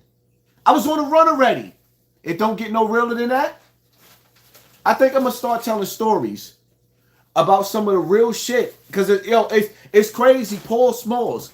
It would be so dope if a nigga that been through what me and you been through. Remember we was in a restaurant just 2 months ago? Now, me and Terrence did all this stuff together. We done played with all this metal together. But Terrence is looking at me and you arguing on the table. And he like, hold up, y'all did all that together? Terrence's face was stuck. And me and Terrence did some shit together. Remember Ant? Shout out to my nigga Ant from Cortland. How a nigga came through Cortland and robbed everybody on Cortland. And in the process of robbing all them niggas on Cortland, took mad money from them niggas. Nigga Ant like, them niggas going in the building to get their guns. That building is where they got their guns at. So we go in the building, waiting the staircase for them to come out, to get in the elevator, to come outside and get busy. They walked out of the out of the apartment, coming to come get us with their guns. They went to get their guns. That same day, I took a Mac 11, a 357, and a 9 off them niggas' waist. Taking blocks for niggas. But when shit get real, I could tell so many stories, but that's all I'm going to give y'all just for right now. Because when you need niggas, just to give you a phone call or say, yo, what's up, my nigga? We still love you. All the streets is never there, my nigga. The streets will find a way to turn their back on you so fast that it ain't even funny. Oh, they will turn their back on you. See, the thing about it is, though, is that a nigga done cried so many times and cried so much, I don't even got it in me no more. I don't. A nigga numb now. There's so many niggas I could call out. There's so many situations. Some of the stuff, like some of the stories, I can't tell y'all the stories. Because if I actually go into the rest of the stories, I would never see freedom again. But the crazy part about it is that niggas, it's like, you wouldn't even really know who I am. Because the real niggas that's supposed to be real niggas, all over, you don't hear nothing from them. They ain't nowhere to be found. Shit, I could give you stories for days. Big F. Yo, F, how many stories we got together? A lot of them we can't tell. I remember when we went, when me and you was together, F, right? And F was fucking with Little Kim's sister Lala. And a nigga beat up Lala in Brooklyn. In Brooklyn, I think, I forgot exactly where it was in Brooklyn. We in the projects now. One of them dangerous ass projects. Me and F got on the highway doing 100. Nigga beat Lala ass. That's Little Kim's sister. We on the highway like a bat out of hell. Jumping out on blocks. I could give you a million stories about the shit that I done did. No, I could tell you about the shit that ain't gonna lead me to go into jail. Some shit don't have no statute of limitation. But my whole thing is when shit get real, all of the real niggas, the street niggas, the niggas, the most colorful, decorated niggas,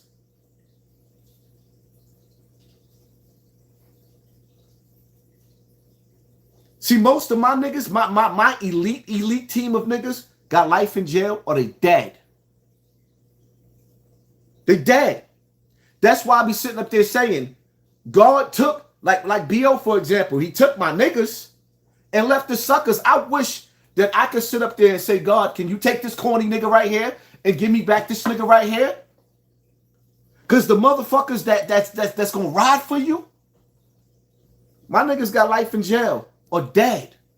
I don't roll with a bunch of niggas. a bunch of crowd of niggas. Niggas will sit up there and shade me and then be mad at me because I put up a picture of French Montana with him spooning. He got his nuts on Diddy's booty. No Diddy. And niggas is mad. Like, I don't give a... Man, listen. Man, listen.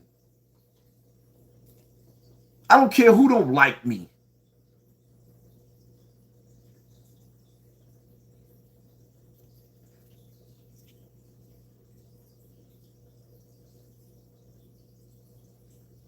What happened to T-Mac? He's still around.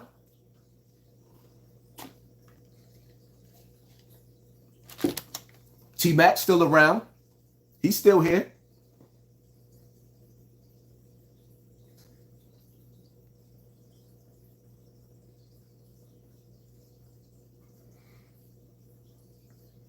Some of the stupid questions. I'm glad you deleted that dumbass question. I'm about to read it like where did you get that from?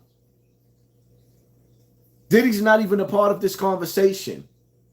This conversation right here is about real life shit going on and how your friends become your enemies, or your friends don't show you support, or your wife don't show you support. Maybe your children don't show you support. Maybe life don't show you support.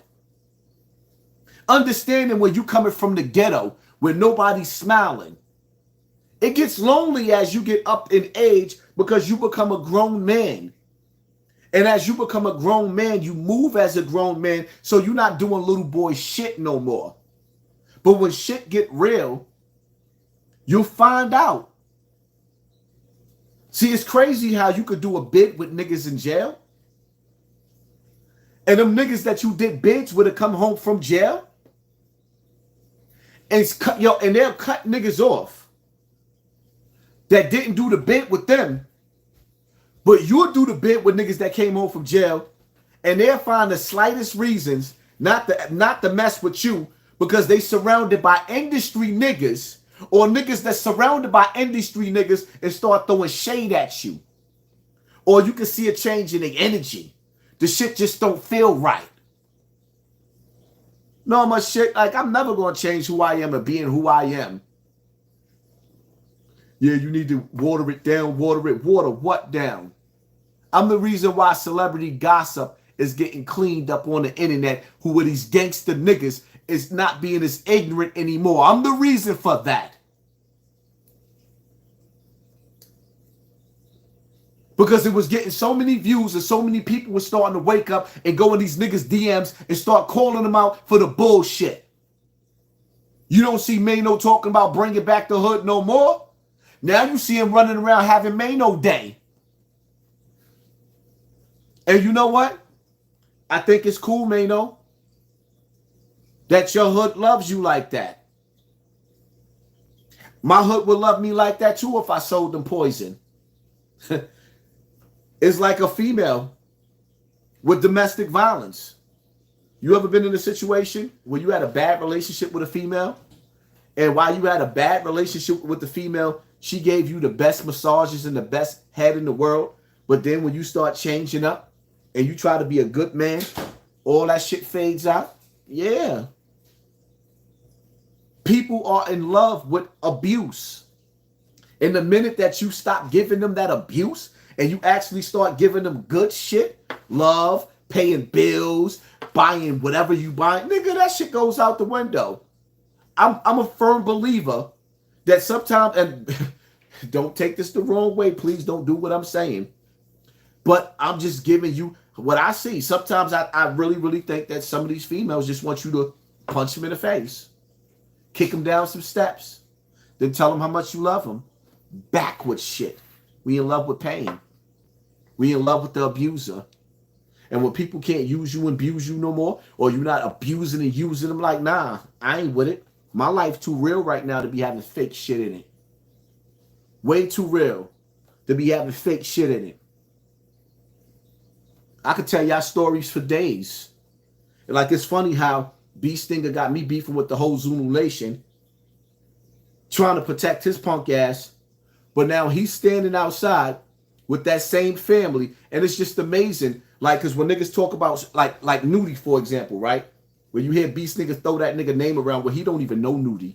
He don't even know our history. But I always told y'all the story about how it's crazy, right? As a little nigga, right? Let me tell you a story. Because I think I'm gonna start going into stories, so y'all can understand who Poppy was. I'm in Connecticut, right? I'm in Connecticut. The nigga Muhammad, I think I'm 15 at the time. The nigga Muhammad gets shot by Nudie in front of everybody. The gun jammed. Nudie shot Muhammad in the leg. Nudie was a leg shooter. Nudie was one of those dudes that he act like he was a killer, but he would shoot niggas in the leg because he didn't want to get life in jail. So he shoots Muhammad. I comes back to New York, right? Now I'm back in New York.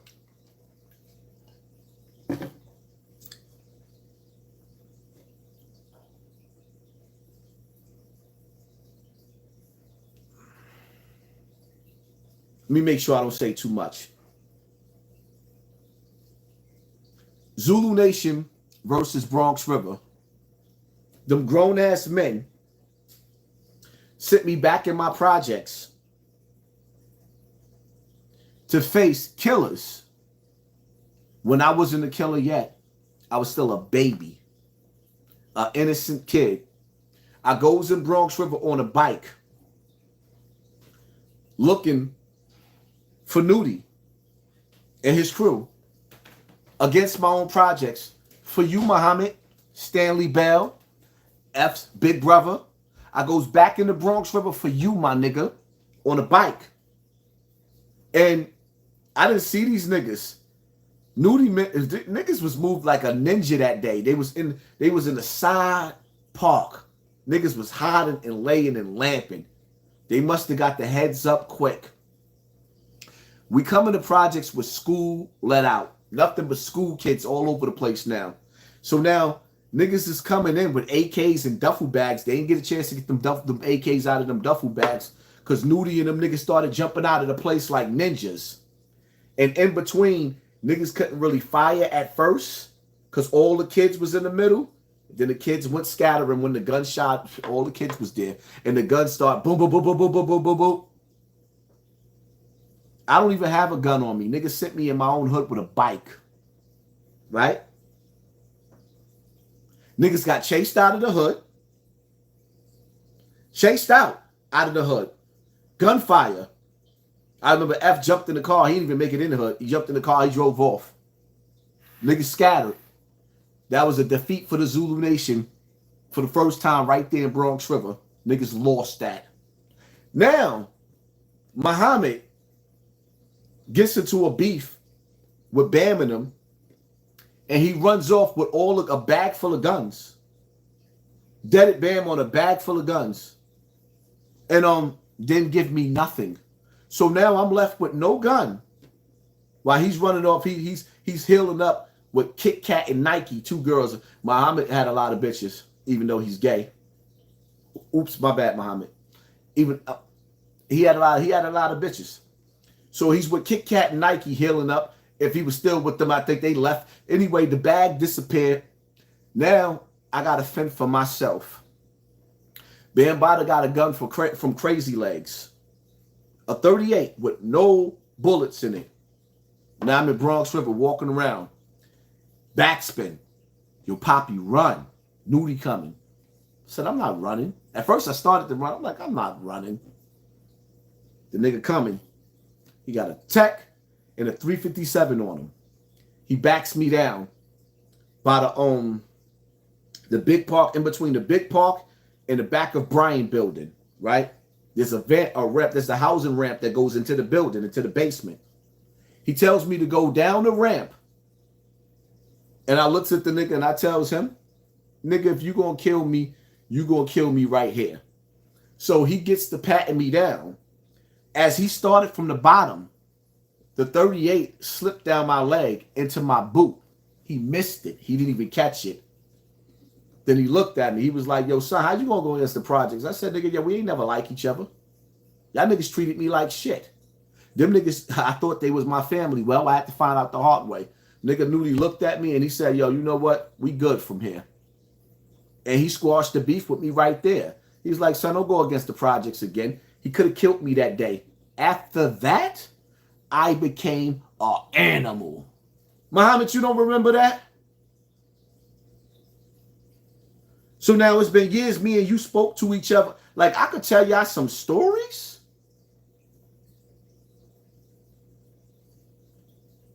Oh, I could tell y'all some stories. I could throw so many names out because y'all got me confused. But see, that all of these niggas that I did shit for all over the place. We could take it to Connecticut, but I don't really want to get into too many stories in Connecticut because Connecticut was different. And Connecticut is worse than the feds when they throw a nigga in jail. But Ro, you know we got a lot of stories together, right, Ro? Remember? Shoot him, shoot him, shoot him, shoot him, shoot him. And everybody. There's so many stories. But when shit get real on the battlefield, hello? Is anybody home? Niggas will leave you for dead. I could tell you so many stories.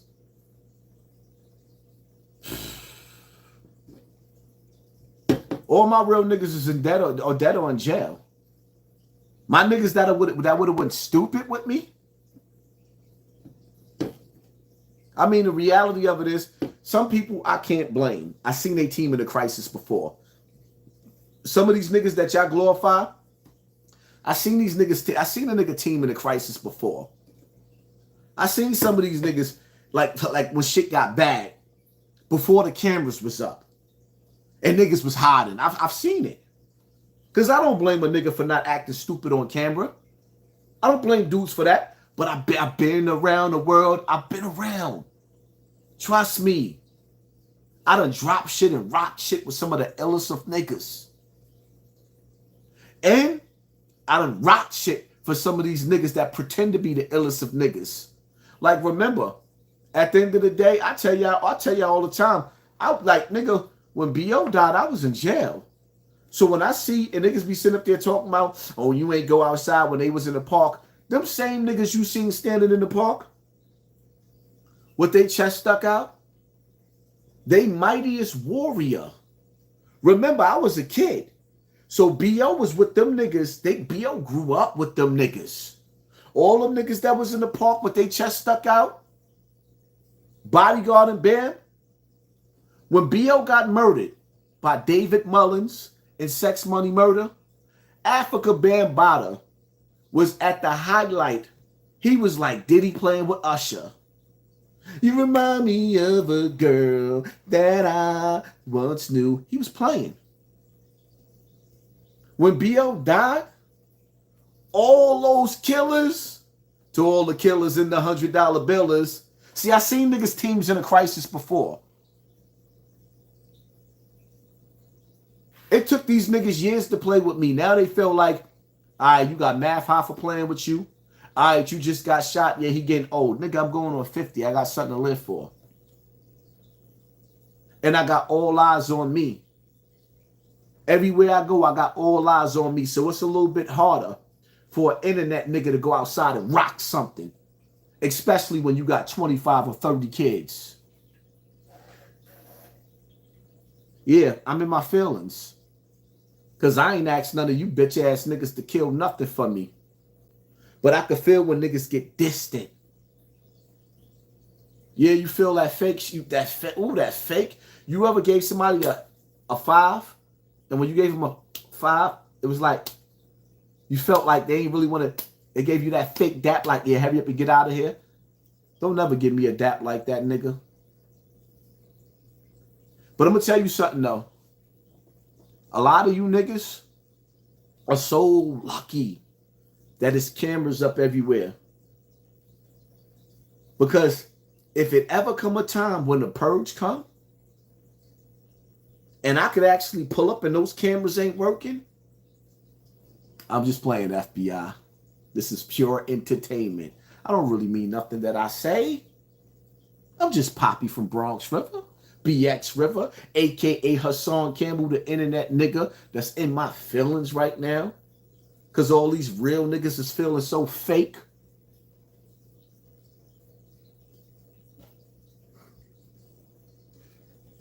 Don't never question me and my realness.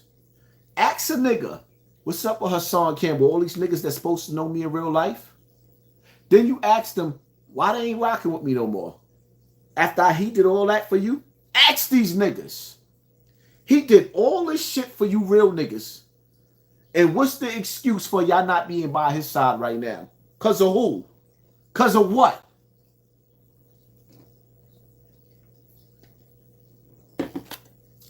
Don't worry, this won't be one of them lives where you see a nigga getting boo-hoo and crying in the mo. No. It's like, I'm numb now. And I just got to train myself not to show any emotions, because the reality of it is, some of you niggas, I'm going to see you again. And some of y'all bet not even stick your hand out to even give me dap. Because depending on where we at, I just might hawk spit dead directly in your face. And y'all know I move the way I move when I move. I might hawk spit dead in your face. Because I feel the fakeness with so many niggas.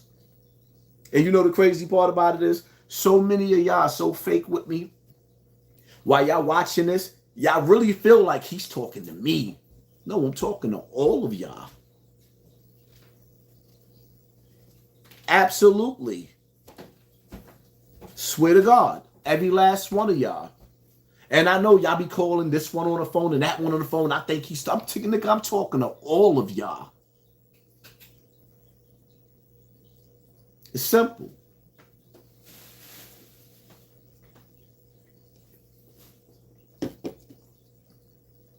Everybody. I ain't never met a nigga I was scared of. Half you niggas had me around you because y'all was scared of me.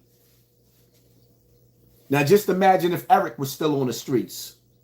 I don't even have to mention the rest of my crew. Just imagine if me and Eric was just standing there, just us two, alone. Just imagine. But don't worry, because if Allah ever frees Eric from the penitentiary, we gonna go fishing and hanging out with fish and deal with ponds and snakes and lizards and shit like that. We like animals. We ain't even thinking about you niggas no more. See, I done lived that life. So now I can fall back and be this internet nigga. Because when I was in that life, nigga, I was the best of the best. That's why, and Math, let me talk to you for a second, right? Let me tell you something, Math. Do me a favor. Do yourself a favor. Stop with the indirect threats. Stop playing with me. Stop, Math. Because it's one thing, if you're going to go to court, go ahead, you go to court. But if you keep on this internet and you keep on making indirect threats, and everybody know, you know where I live at, and I got kids here, and I know where you live at now, and I know where you work at now. Stop throwing indirect threats before I take it personal what you're saying. Because I'd rather eat commissary and hide knives in my ass and razors in my ass than worrying about and sleeping that I got a threat that keeps threatening on the internet. And I got children living in my house that I got to protect. Man, I'm telling you, stop with your indirect threats before you make me angry. Because if you keep making me feel like I got to defend my house from you, because you keep talking about watch. No, nigga. Just tell them you going to court, you a bum nigga, your channel is failing, and the only thing you can do at this point is go to court, my nigga. Because outside of that, my nigga, stop making those threats before you wake up Poppy. And every bit of anger that I have in me, like the movie The Crow. You ever watch the first movie The Crow? Where the crow, at the end of the movie, he grabbed the bad guy and gave him all his pain. Nigga, you don't want to wake that up in me. Stop playing with that. Stop playing with that, my nigga. And shout out to Cortez for sitting up there and putting Math on the spot. Even though you should have dug a little bit deeper with the nigga when you told him, but hold up, So you mad at Hassan Campbell for checking you because you did the same thing. The same thing. And Hassan checked you for the same thing that happened to you. You mad at another nigga for the same thing I'm mad at you for. Cortez checked you in that interview on that, but then he fell back. You could tell like he fell back. He didn't want to embarrass you too much. And Misfit, listen. Listen, you half nigga, half female. We don't know what the hell to call you. Misfit, Math ain't that nigga. He's not that nigga to us. He's a Brooklyn bully. When he faces niggas that play with guns, he put them on a platform and interview him. Math got to understand. Well, Math already know. I've been on Math platform, and Math ain't never seen me on his platform, and I wasn't ready to go. He ain't never seen me like that. Math keep throwing indirects out there, and I'm going to answer that phone call. We not going to make it to court, my nigga. I'm going to answer that phone call. If you want to go to court, keep it in the court, my nigga. Stop acting like you playing in the streets, my nigga. Stop doing that because you going to ask for something that you not looking for. I don't know who you fronting for. I don't hang out in clubs. When I go outside, I go to my destination and I come back home. So the only place you really going to find me at is my destination or home. And if I got to sit up there and wonder if you going to come to my house, nigga, we going to have a conversation in front of your building or at that barbershop. Stop throwing out indirects at me, my nigga, because this is the last time I'm going to tell you. I'm not worried about putting that video out with you, my nigga. And I'm not worried because you're going to sue me. I could throw that out at any given time to get my views up all over again. I could throw it up on my Patreon tomorrow just to give them a treat and make them feel special. This ain't about that. I gave you an opportunity to be remorseful. You're not even remorseful. Talking about niggas can't find nothing. Niggas can't find nothing on the internet on your ass because you keep erasing it with the internet police. And when a nigga hide and fight as hard as you fighting, nigga, you got a lot to hide. You got a whole lot to hide. It ain't just that girl that accused you. You got a whole lot to hide. The difference between me and you is I don't care about being in the industry. I'm self-made. But you? Well,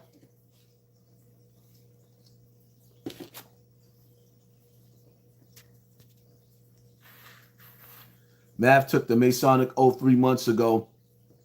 Next thing you know, he went to Diddy's party. He's an op. Yep, you damn skippy about that.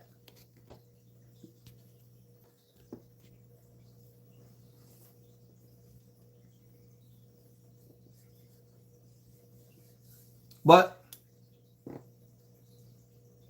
how that Annie song go? The sun'll come out tomorrow. Yeah, the sun'll come out. I know somebody out there that's watching me, hurting just like me. Go do you some push-ups. You can't do some push-ups? Stand in front of the wall and push up. Exercise. Do some squats. I was outside. I went outside today in my yard. I did some jumping jacks. Work out. Make yourself feel good about yourself. If that chick acting up, if she don't want to give you none, leave that shit in the napkin. You know what you got to do. Get your tissue, get your Vaseline. Leave that shit in the napkin. Learn how to please yourself. And then when you get used to pleasing yourself, get rid of her.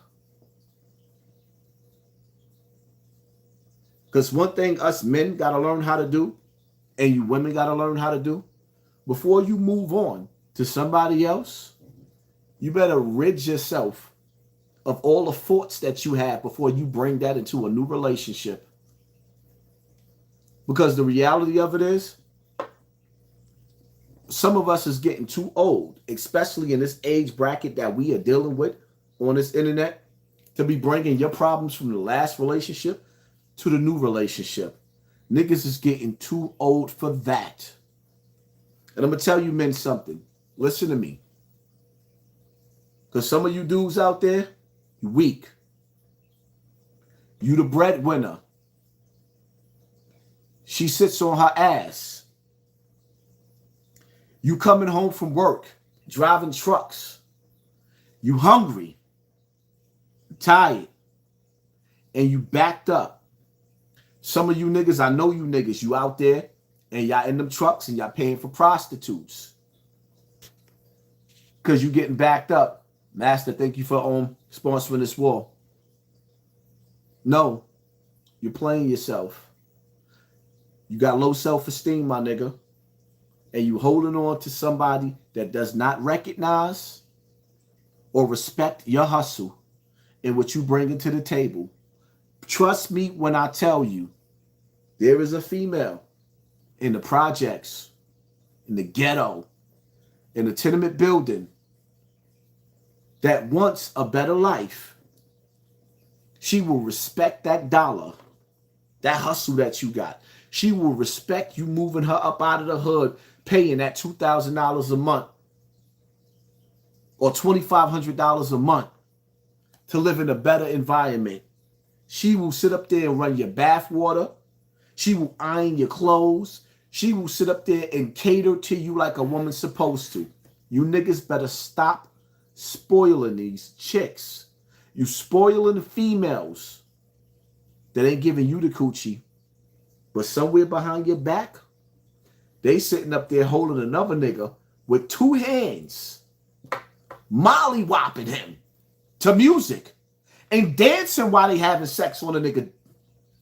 She's dancing on it. Everything that she never gave you, she's giving him.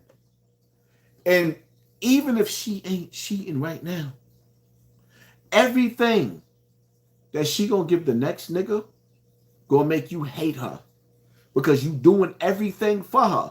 We're not talking about the dude that messed up on a good woman because he kept cheating and now she don't want to give him none. We're not talking about her. We talking about you weak ass niggas that's spoiling these bum ass bitches. You breaking your back, providing for these bum ass bitches, and they won't even rub your back. You can't get nothing to eat, and you ain't getting no ass. Shame on you, my nigga. You know how many females would appreciate the fact? We got women out here right now. Listen, once you hit a woman, women mature faster than men. I want y'all to understand. Women mature faster than men. Women have their apartments before men because they got programs to help them. So they know what it's like to have bills even though they're not really paying real bills. Always say a college chick in their first, and well, I don't understand what you're saying. Females be on their feet with the system before men. So recognize what you're dealing with. I ain't got to make this long and drawn out. Recognize what you're dealing with, man. Your money is your power. If she can't respect the fact that you are actually bringing something that's hard to get, cash rules everything around me, cream, get the money, dollar bill, y'all. She can't respect that. I think I gotta let her go. Let her go, my nigga. Tell that bitch I don't need you. Let welfare feed you. Let welfare feed her, my nigga. There's a program out there that fits that bitch. That's where she belongs. In this day and this time, a woman better know what to bring to the table when a man is providing. Know your power, men. We not talking about them hood booger niggas. We ain't talking about the nigga that got the bitch EBT card. And see, this is what y'all don't understand. These same females, and I'm talking to you men out there that's being mistreated. Because women ain't the only one being mistreated. It's men being mistreated. When you sitting up there and you getting that money, do you understand when she go back to welfare? And she back in the hood? Because you done moved and elevated her and gave her a better life? Do you understand that when she get back to the hood, there's going to be a broke nigga and that's going to be running around with her EBT card in front of the store buying all his nigga sandwiches all for her welfare. And when he come home and drink up all the Snapples and all of the kids. He gonna eat all the kids' Lunchables. He gonna eat them all. Y'all niggas got that shit from me on the internet 8 years ago. Eating all they snacks. She gonna get that nigga the best head in the world. And meanwhile, you sitting up there driving them trucks on the highway. Yeah, I'm reading y'all messages. And if you niggas want to tell y'all story, anybody that want to, if y'all want to call in, because I'm gonna start letting y'all niggas vent. We gonna have a night where niggas is gonna vent. Because women ain't gonna sit up here and act like men is the worst thing on this earth. And I know you niggas is mistreated. If you want to tell your story without me telling it for you like I'm doing it right now, because I ain't tolerating that. Absolutely not. My wife get on some bullshit when she want to act like she on the opposite side of the bed. I'll get the hell out and go lay in the bed with another female. I'm a dirty nigga. I refuse. The old me, see me now, I'm trying to get into paradise. I don't really want to be playing like that no more. And I damn sure don't want to get nobody pregnant. No. But me, I'll cheat in a heartbeat. You did what? There was a time in my life where you would have never caught me with less than 30 females anyway. You would have never caught me with less than 30 females anyway. I said 30. 30. So those games, but if you ever want to tell your story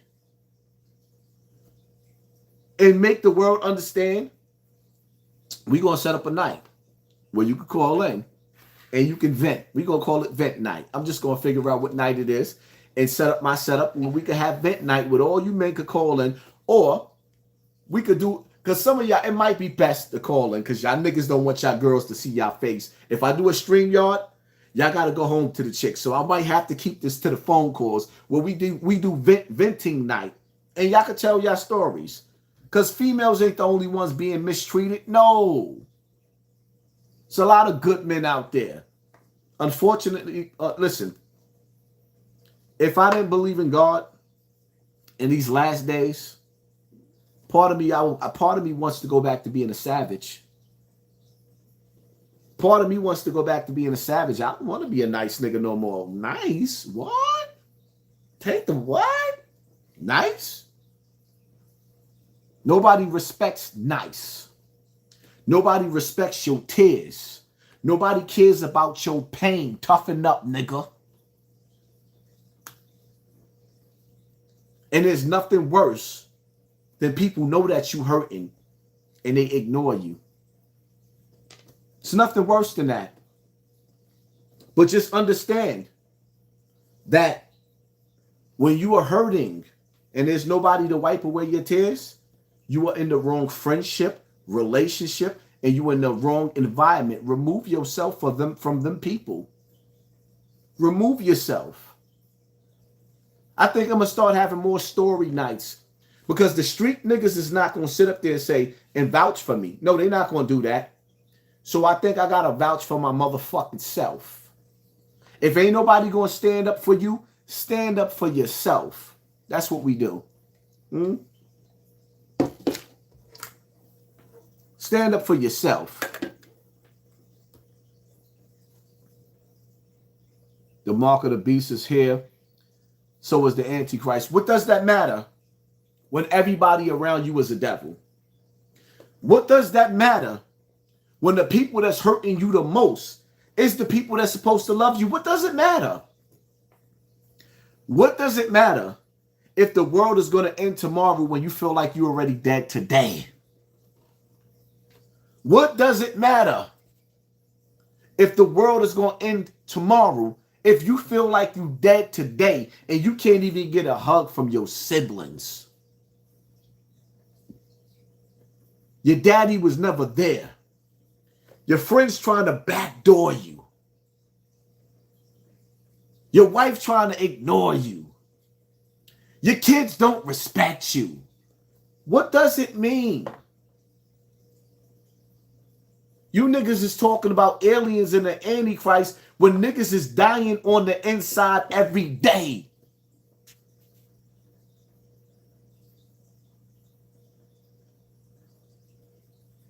Haas, what they talking Young niggas ain't listening. I'm 24 and here.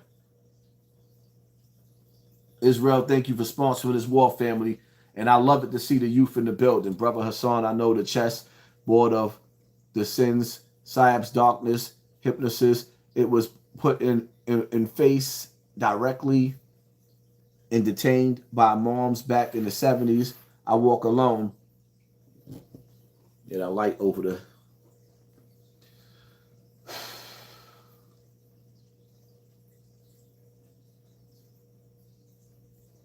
To some of us, the best thing that can happen to us now is to meet God. Because all our life on this earth has been a prison. To some of us, living on this earth, the best thing that we can do is meet God, because there's nothing here that feels good anymore. And see, for me,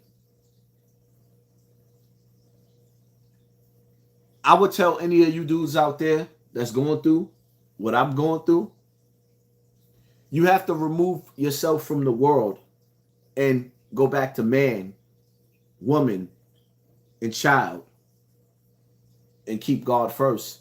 But I want you to understand something. Just because you remove yourself from these using ass niggas and these foul ass people, these bitches, you think it's going to be easy when you get to just your wife and your kids and it's going to get that much better? No, it's not. With every level, there's a devil. And sometimes the greatest battle that you're going to go through outside of the war that you're fighting within yourself is in your household with them women and children. Remember, I said that. Because all you niggas that's in the street, at some point in time, you gotta settle down. This is shit that they don't teach. Mama didn't teach me this. This is the shit that we don't learn. At this point in time in my life, I refuse to be a nigga that's going to be used and abused by some street niggas. I refuse to. I refuse to. And see, me, niggas is lucky that I believe in God and better pray that I don't never snap and decide that I'm going to crash out. Because if I ever crashed out to the point where I'm on a run and there's no coming back and I know I'm going to spend the rest of my life in jail, I'm going to turn this shit into a video game. And all you niggas that mistreated and used and abused my love, I ain't even going to get my enemies. I'm going to get you niggas first. Because love ain't supposed to hurt. And if you my friends and my brothers, a nigga ain't never supposed to feel abandoned. Nigga, fuck you niggas. Sincerely.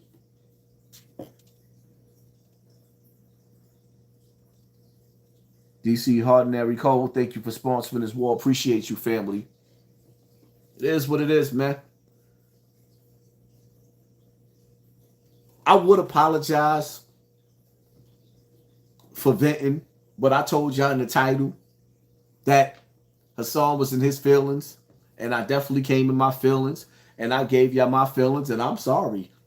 But I'm not sorry. I'm not apologizing for being in my feelings. I'm sorry. Absolutely not. I vented. I think we did good. Now, I know that my blood pressure is probably spiked through the roof. And what I might do is, okay, it's 11:26, right? I'm still up. I still got more shit to talk. We might just go live again at 12 o'clock on Snotbox TV. I told you I was going to go live again earlier, and I did. Because sometimes I'll be sitting up there saying I'm going to go live again, and I don't. Matter of fact, I ain't going to even stop this live yet. I'm going to read the comment section. Let me read the comment section. Let me cater to y'all right now. Let me cater to y'all. But I'm telling y'all, hit the like button.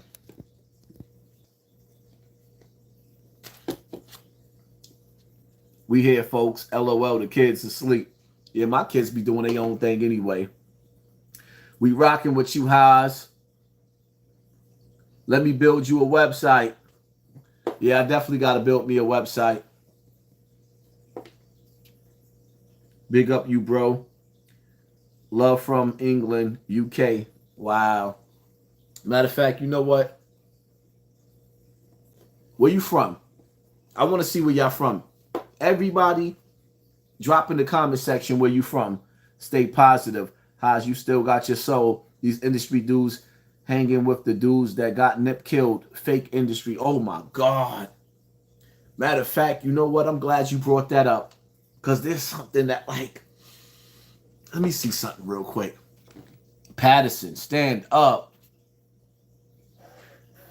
Love from New Bedford, Chicago, Syracuse, Boston, VA Beach, LA, CA, Florida, Philly, CT. Shout out to Connecticut, man. I told y'all when Muhammad got shot, I was out there in Connecticut with TC Islam, with Cousin Roe, born and raised in Chester, Pennsylvania, Indianapolis. I'm from Miami, Florida, Orlando, BX, Texas, Jamaica, Queens, North Carolina. Shout out to Wilmington, North Carolina. Damn, I keep getting a pain in the right side of my neck. It's the stress. Yonkers. Salute, keep doing your things. Brooklyn. Chicago, Hudson Valley, Miami, East New York, Megaland, Delaware, Houston. Oh my God, I got people that love me from Houston. They said I can't go to Texas. Teaneck, New Jersey, DE, Lessons, London, UK, Michigan. I'm from Cali, but live in Virginia.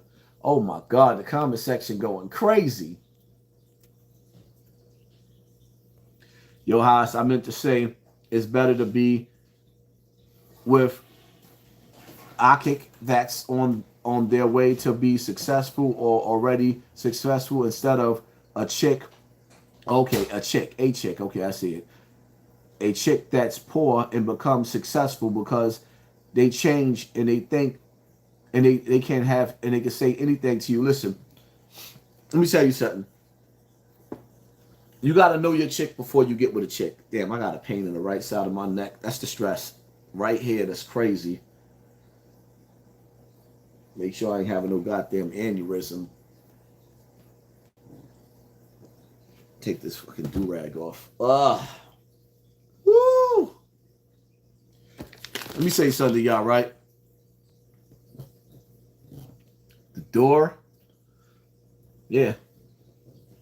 Is Satan's door or is God's door? Which one you choose? A female, if she loves you, when she get money, it's not going to change anything. I think some of you dudes don't understand. My situation, I'm going to tell you where I went wrong. When you have a woman that's willing to do anything and everything for you, and you go out and you cheating, that's where you mess your home up at. Because some of us dudes, you used to, when you in the streets, and I've always been a looker, even though I'm a old mess right now, I'm a fat mess right now. I've always been a looker, and I've always had any female that I wanted.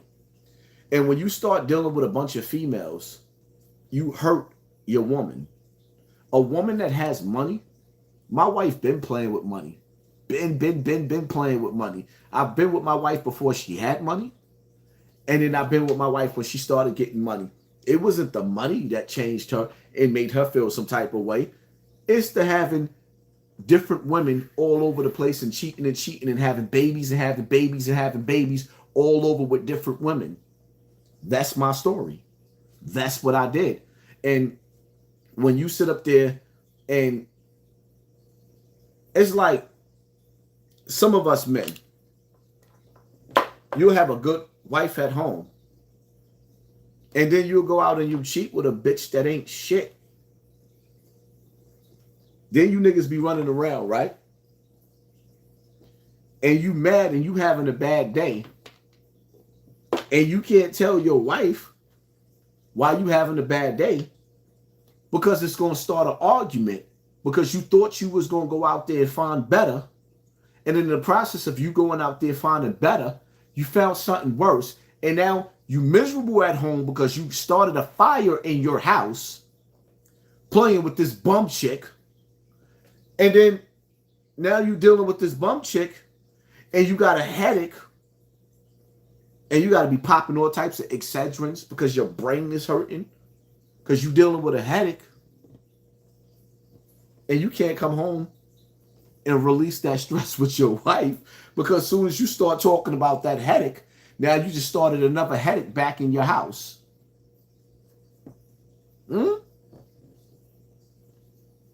That's, yeah. Oh, don't run from the live now, nigga. Get back in here. No, sit back down in your living room with your wife, because now she's looking at you, because this is what you did, and she's looking at you sideways while I'm talking through you through the screen, because, I know. Drop them 100s. Drop them 100s because you did that.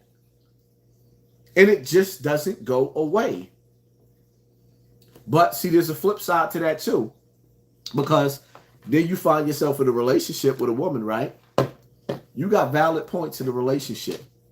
Your wife is doing some shit that's annoying the hell out of you today. And she gonna bring up the shit that you did 3 years ago, 5 years ago, 10 years ago. Oh, you wasn't sitting up there saying that when you was running around with that little heifer, and you had this, that. And you're like, yo, I just asked you to bring some steak and potatoes from the supermarket so I could cook tonight, because I was going to cook tonight, but you talking about what I did 10 years ago. She ain't trying to hear you. It's always going to come up. I think I got to let her go. And that's the worst shit in the world. When you are going through something right now, and she talking about something you did 2, 3, 5 years ago, and automatically in her brain, she won the argument because you did wrong then, but she did wrong right now. And that's going to be her forever her receipt to throw in your face to win the argument. Young Damu, thank you for sponsoring this war. Yeah. See, sometimes in life, all you really got to do is talk about life. I don't really got to talk about too many people like that. Just live life.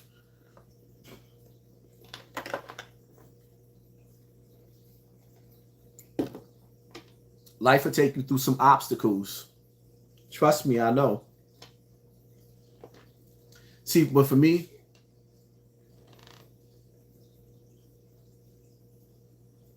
I don't want to be friends with not one nigga that's going to switch up on me based off of what somebody else feel about me instead of how I treated them.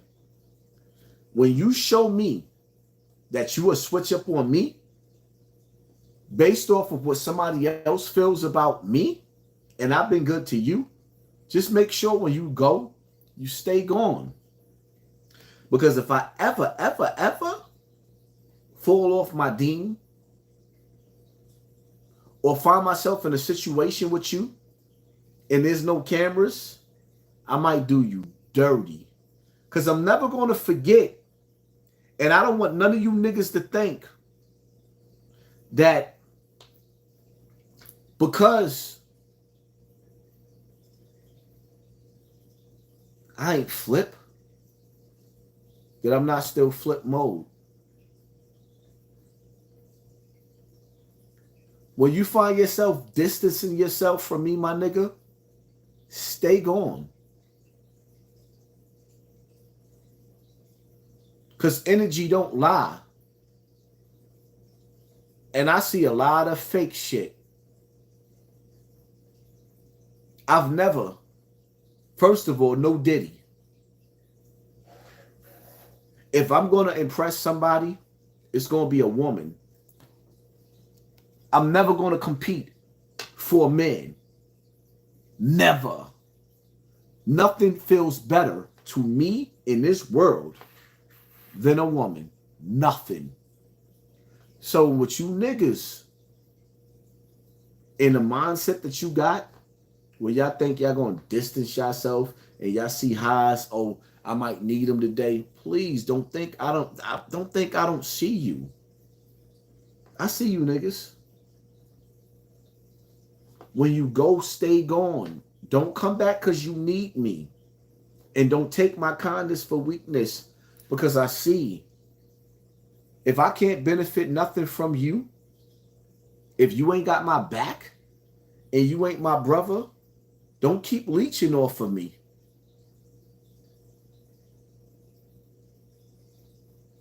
Don't keep trying to leech off of me, because you're going to make me angry. I won't forget. I taught my children the same as mom taught me.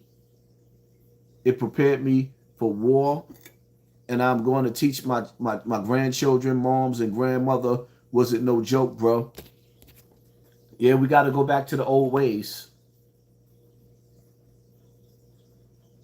Tamika, shout out to you, family. Thank you for sponsoring this war. We got to go back to the old ways. Old traditions. We have no traditions no more. The only thing that we hold on to and we brag about is hip hop. The only thing that we hold on to and brag about is hip hop. And hip hop has been dead. And even the hip hop that ain't dead, when you really go back into hip hop, or what you call hip hop, it's like living in this world that I live in. I done seen the pioneers of hip hop still alive. Rakim is still alive. He didn't say nothing about this drill pandemic. Kool G Rap is still alive. He never used his voice to speak out against this drill music and the deaths that happened during the pandemic. It was so many young boys getting murdered. Them niggas wouldn't say nothing. Nas didn't say a goddamn thing. 50 Cent didn't say nothing. Oh, I skipped the line. KRS-One already told you he stood with Bam to make him infallible no matter how many children he hurt. So we don't even care about KRS-One. MC Lyte didn't say nothing. Queen Latifah didn't say nothing. Public Enemy, Chuck D didn't say nothing. I was the only one talking, begging and pleading. Finally, the mayor said, I'm going to cancel this music. And Mano had a meeting with the mayor, with the rest of these rappers, to save drill music. But the flip side to that, all the little niggas went to jail. And when Mano walked through the hood with Big U, all the little niggas went to jail. And now the hood is celebrating Mano Day. Congratulations, Mano.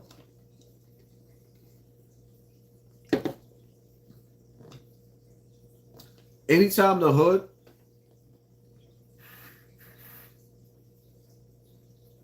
can give a nigga a day that's still alive, that ain't do nothing but push poison to the hood, I don't ever want to visit that hood. I don't ever want to live in that hood. I don't even want to read about that hood in history unless we're talking about it as something that should be abandoned. It's disgusting.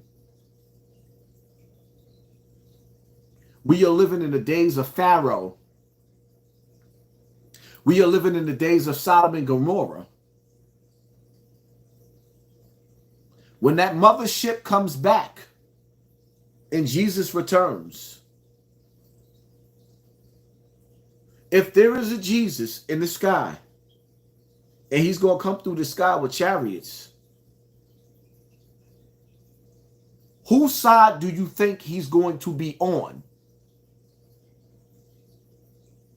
If Jesus came through the sky in a chariot tonight while Mano was celebrating Mano Day, after him and Jim Jones dedicated and put their allegiance and put their album cover out, both of them pledging their allegiance to the one eye.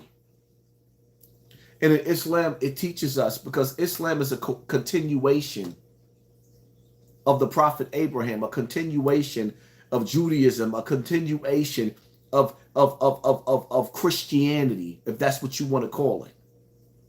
There is no such thing as religion. It's just God and the laws of the universe, the laws of nature, the laws of humanity. You think if Jesus came back, Jesus walk, if you think he's going to sit down, you think he's going to party with Diddy? Do you really think that he's coming to hang out in Mano Day? Or is he coming for judgment?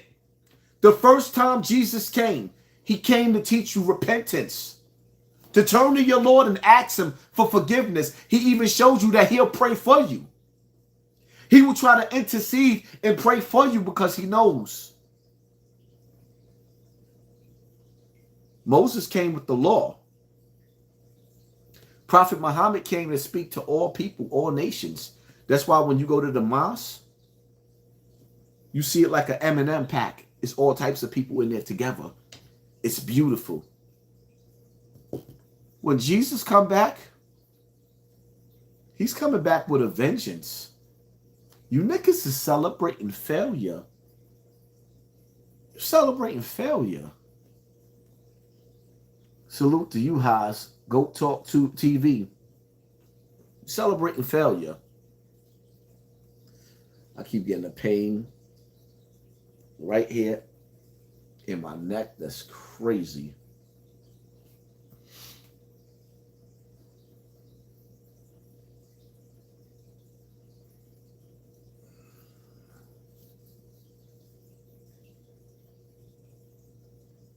Yeah, it is. A lot of tension.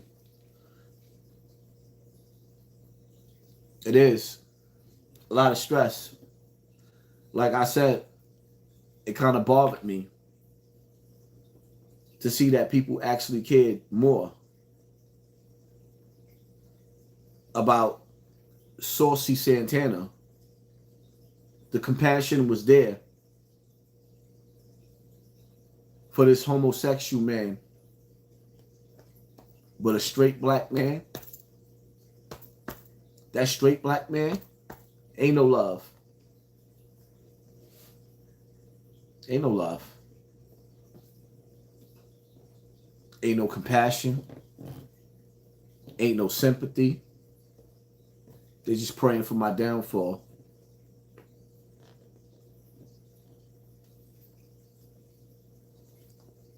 And somewhere out there, somebody that looks just like me, and somebody just looks just like you, they're praying for your downfall. Most people are so programmed that they don't even see spiritual warfare that's going on. Yeah. See, the thing about it is, it's a spiritual warfare, but you think that it's not supposed to hurt? Even though that you know you're going through a spiritual warfare, you think that it's not supposed to hurt? That your best friends become strangers? Most people, like Malcolm X, for example, when Malcolm X died, he wasn't drunk or getting drunk. He was sober. He was hurting. He went into a building that he knew was booby-trapped with enemies. He told his security not to have any guns to protect him. Malcolm X signed his own death certificate when he walked in that building because he wanted to go. And he knew they was coming. Malcolm knew they was coming. He was tired of this spiritual war. He was tired of fighting it by himself. Everybody is not built to be like Jesus. Everybody is not built to be like Moses. Everybody's not built to be like the Prophet Muhammad. We haven't seen that kind of strength on this earth. All we see is niggas that kill niggas, and then when they go to jail, they tell.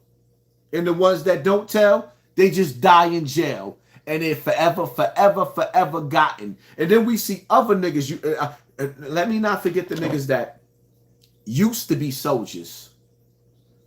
Then they come home after doing 30 and 40 years in jail, 25 years in jail. And a young nigga spanks they ass because they got all that anger and they spank that ass. And then you know what happens? Ooh. Yeah, I need me a massage like crazy.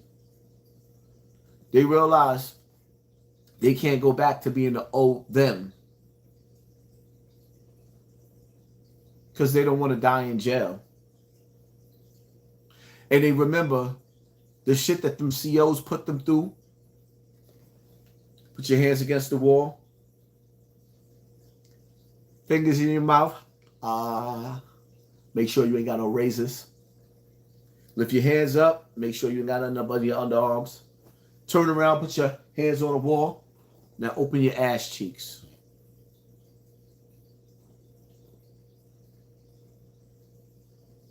When you go to jail, the COs is going to make you bend over and open. And some of them, while you standing in front of them, and they looking at that little that little tight hole with Busta Rhymes and LL Cool J, story time. Shout out to Cannabis. I spoke to Cannabis on the phone years ago, and he told me that when he was with LL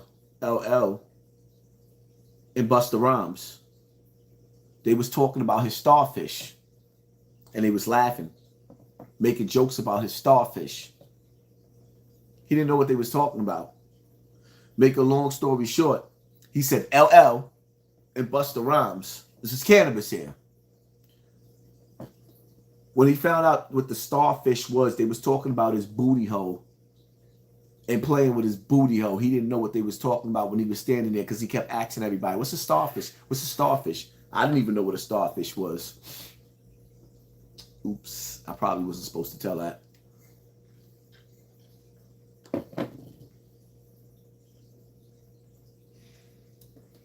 Yeah, I wasn't supposed to tell that. That was a confidential conversation.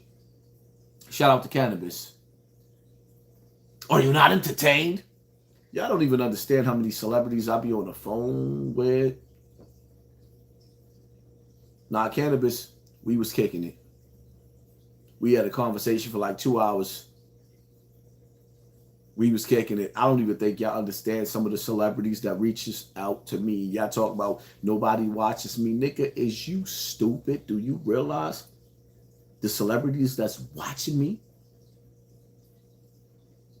Y'all wouldn't even understand. I'm not even talking about these D-list niggas. Nigga, I had an argument on the phone back and forth with Styles P. Do you understand how many celebrities is watching me? Joe Buttons is the biggest podcast. He was on his platform talking shit about me. Do you understand how many people is watching me?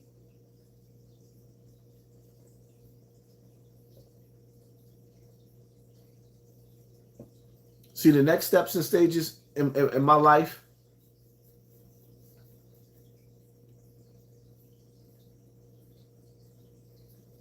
I'm going to just show you niggas what being grown is all about. Just being grown.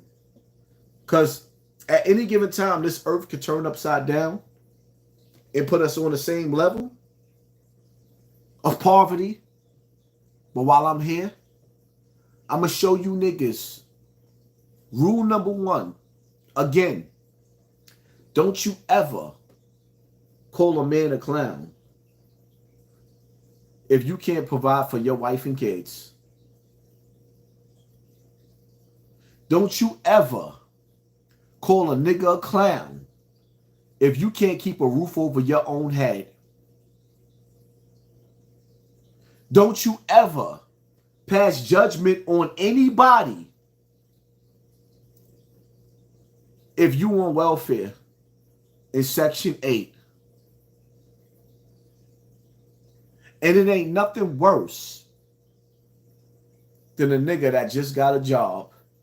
You got a hot 6 months on the job, and now you want to talk down on all your friends because you finally done figured your shit out. And you ain't even certified on the job, but you want to talk shit and talk down on all your friends that's still struggling and ain't making it. See, I don't make no excuses. I learned that who I was yesterday, I can't be today. I remember my brother T-Mac. See, he convicted, so I can talk about this. My brother T-Mac, he used to always tell me, Poppy, you ain't a drug dealer. And I wasn't. And Mac, you convicted, so I could talk about it. Mac, there was a time where Mac used to give me money to stay out of trouble because he knew I was a get busy nigga. So I'm sitting up there playing with some things in the streets, being a middleman, and make a long story short, I can remember on one side, Mac was like, yo, this ain't really you. But I was figuring it out, playing the middleman. And there was another time, my wife was like, listen, I threw XYZ away. This is what you gonna do. I'm gonna go to work. You're gonna stop what you're doing. And I'm gonna make sure I pay all the bills until you figure your shit out. But until then, I was at home cooking dinner, breakfast, lunch, putting the kids on the school bus. I played the role of what a woman would play while my wife was she was raking in the dough, boy, raking in the dough. And it was hard. And she was busting her ass. But we figured that shit out. You got niggas out there that's paying bills, and you bitches is laying up, and a nigga coming home after paying bills and he can't even get a sandwich? Nah, I think you better let her go. But before you let her go, you gotta let her know that you ain't tolerating that. Give her some time. Starve her out. Stop spoiling these chicks that ain't gonna sit up there and give you a sandwich. You can't even get a sandwich?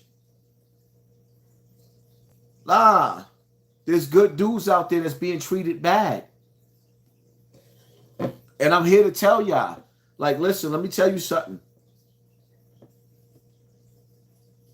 I done had some of the best women in the world, and I done had me a couple of pieces of shit too.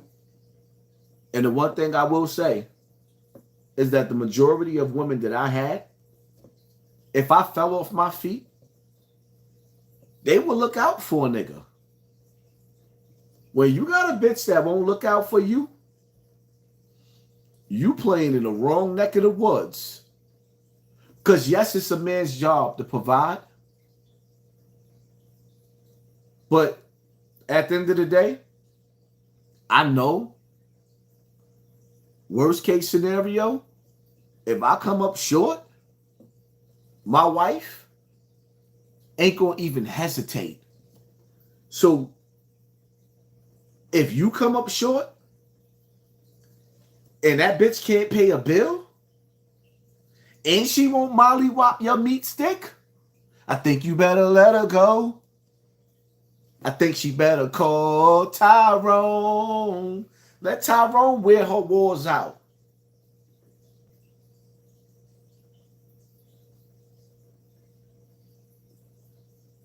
We grown. Ain't nothing going on but the rent. You got to have a J-O-B. Men, man up. You could do anything that you put your mind to. I'm no better than you. I'm the nigga that misspell my words. I'm the nigga that stutter on the screen. Stuttering Stanley. I be reading. I can't mispronouncing words and shit like that. Nigga, you could do whatever you put your mind. The Prophet Muhammad couldn't read at all. And he got billions of Muslims all over the world. You can do whatever you put your mind to. My little nigga Bug Snots, Ralph, little brother from Bronx River, 1455. Let me tell you something, mate. Bug couldn't read at all. I was in Connecticut before all of my team. I brought my whole team to Connecticut. Eric locked up in McDougal Correction. No, not McDougal. Is it McDougal? Eric locked up in Connecticut right now. Doing life. Free the Ock. Let my brother go. He fighting on his appeal. And Bug's in Connecticut. I was gone for like 2 weeks. Bug in Connecticut. Nigga can't read. I've been going to Connecticut. Before Bug got to Connecticut, before Eric got to Connecticut, I was in Connecticut for probably 2 or 3 years before they got there. 2 years. When we got out there, I left, came back. The nigga Bug couldn't read, but he knew how to get anywhere in Connecticut that you needed to go based off of landmarks. He could not read the signs, but he knew the names and he knew where it was at. All you had to show him one time, and he had a photographic memory. Reading is not everything. There's different ways to read. Just because you can read don't mean you smarter than somebody. Some of y'all can read. Y'all can take a test, but you cannot fix a car. You cannot deal with plumbing. You cannot deal with electrical. You don't even know how to plan a plant. So your knowledge is different from their knowledge. Stop knocking somebody because they can't read.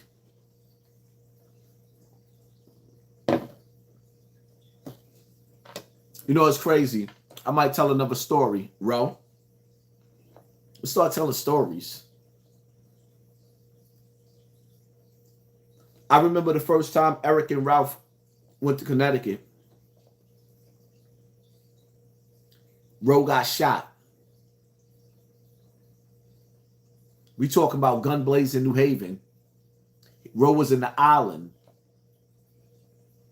And he got shot by them island boys. This was around... Let me shut up. I'm talking too much. I ain't that drunk. Ro got shot. And Ro, the first time Eric and Ralph came to Connecticut is when we was out there and shit got real. Them island niggas was turning up. When I tell you niggas stop sleeping on Connecticut or out of town, New York niggas is not the only niggas that get busy. Them island niggas. Let me tell you something.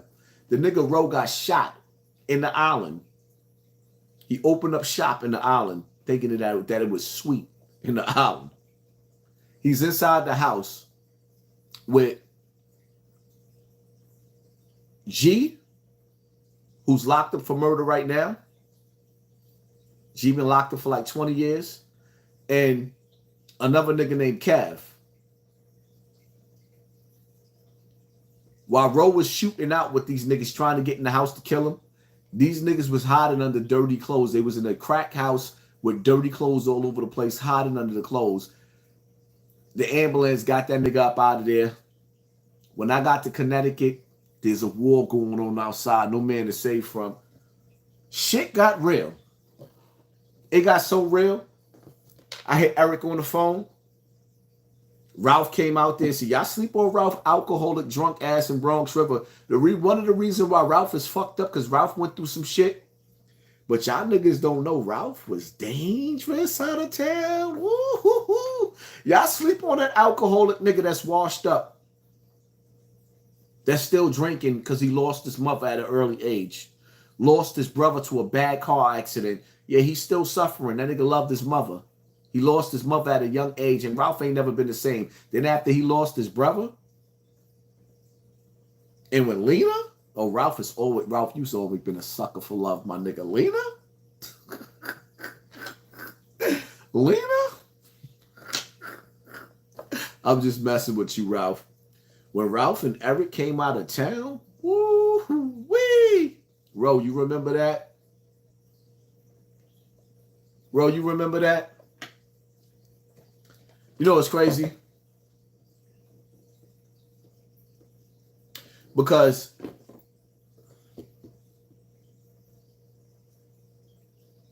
I remember I had to stop Eric from killing Ro a few times.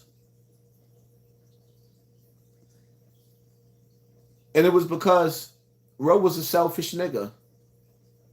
We was shooting everything. Ro was scraping the blocks. He was eating. Nigga, we killing everything that's walking. And this nigga Ro, while we out in Connecticut, any beef this nigga had with anybody, shoot him, shoot him, shoot him, shoot him, shoot him. Remember that, Ro? They remember that shit. They will never forget that. Because that shit sparked an even bigger beef that made it to, we won't talk.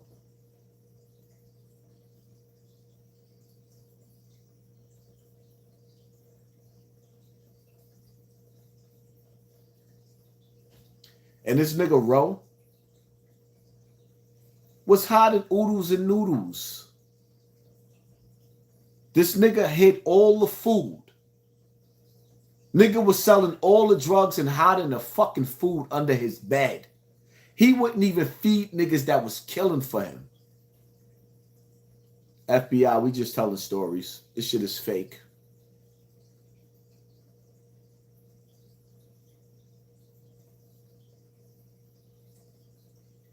I could tell y'all so many stories about so many niggas and the shit that I did for niggas.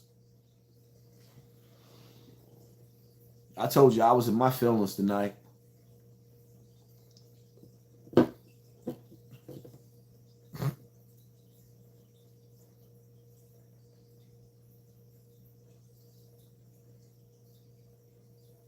The nigga was hiding the food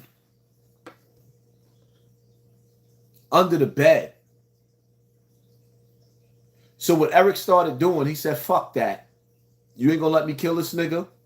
He got us bagging up 20 and 30 pounds of weed at a time. 20 and 30 pounds of weed at a time. That's where Eric got his money back. He was making his money back off of Roblox, off of Ro packs, because Ro wouldn't fucking feed niggas.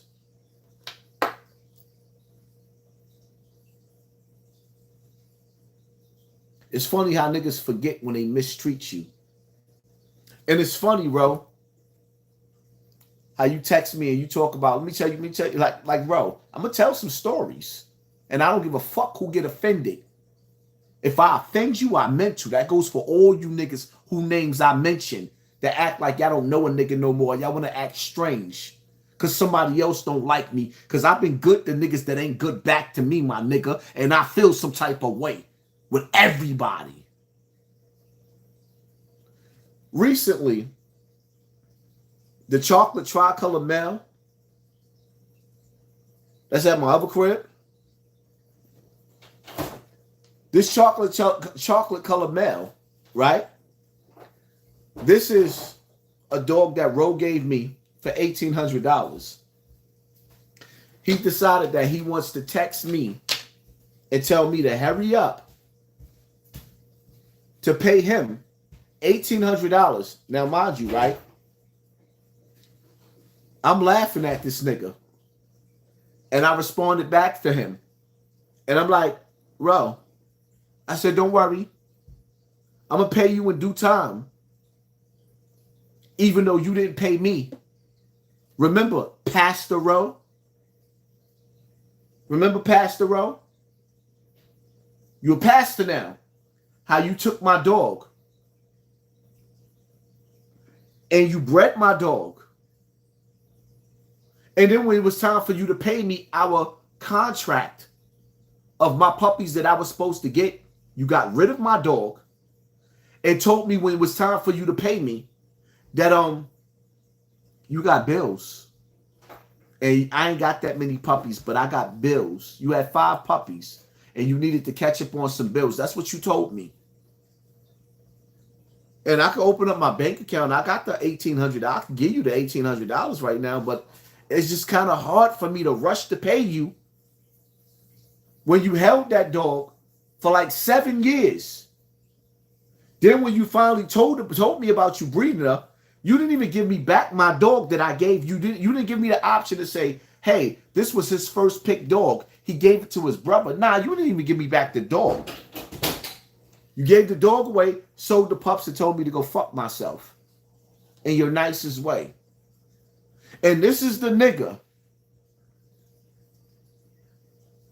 Remember when I first got to Connecticut?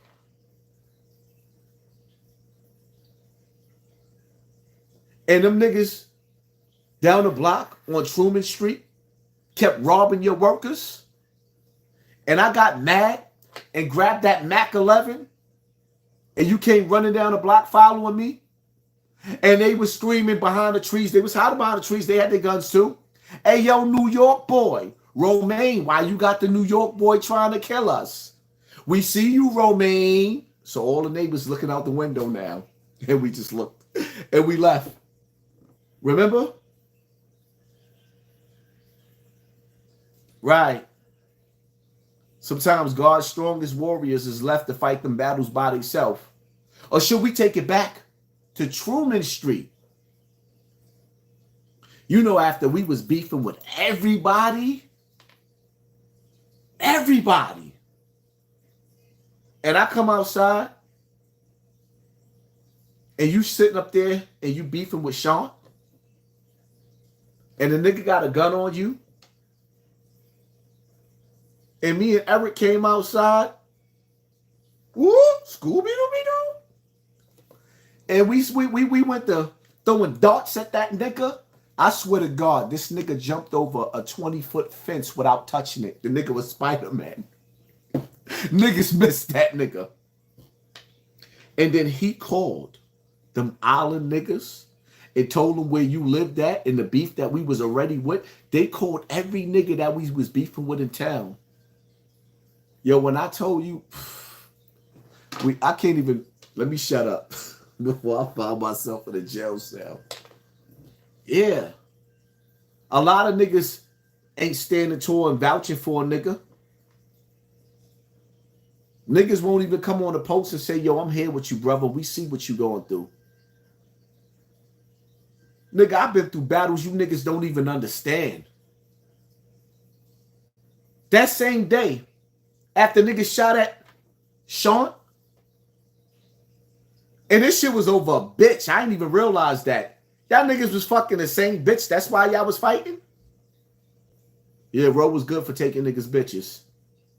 Yep, he sure enough was. He was good for taking niggas' bitches. It is what it is. They love the nigga. When them island boys came back to Richard Street, no, that was on Carmel Street. We was on Carmel Street that day. That's where we was living at. When them niggas came back to Carmel Street, the only thing that saved us that day, because I ain't saying that we wasn't going to go all the way out. These niggas had 100 niggas against 3 to 5 niggas. I say 3 to 5 because it was, about 6 niggas. We was going to go all out, but we was outnumbered and we was surrounded. And once again, it was a neighborhood filled with schools. But the school was right there. If you on Carmel Street, you know that the school is right there on the corner. All the kids was coming out, so all the adults came out. This shit happened 2, 3 o'clock in the afternoon. When all them niggas rolled up, they was like, y'all not going to do this in front of our children. But then, yeah, niggas left. Everybody said, all right. When those kids got out of the way, when I tell you, woo-wee, that shootout got so bad. This stupid nigga, we moved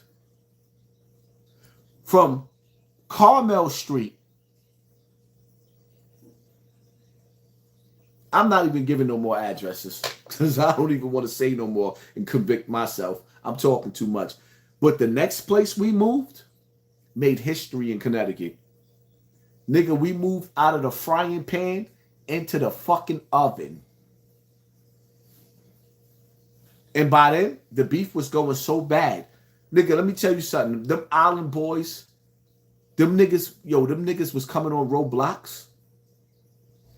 And they was busting AKs. Them niggas shot one nigga arm off.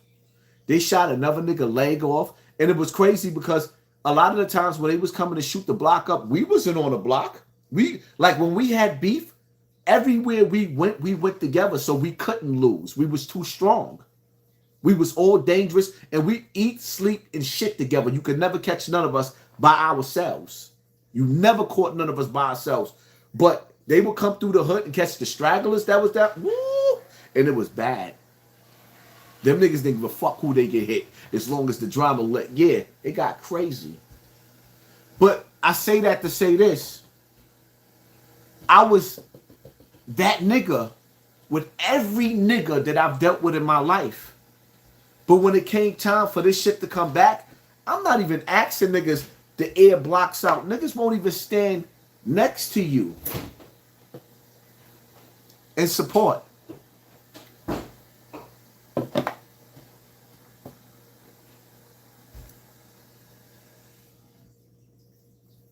Niggas can say whatever they want to say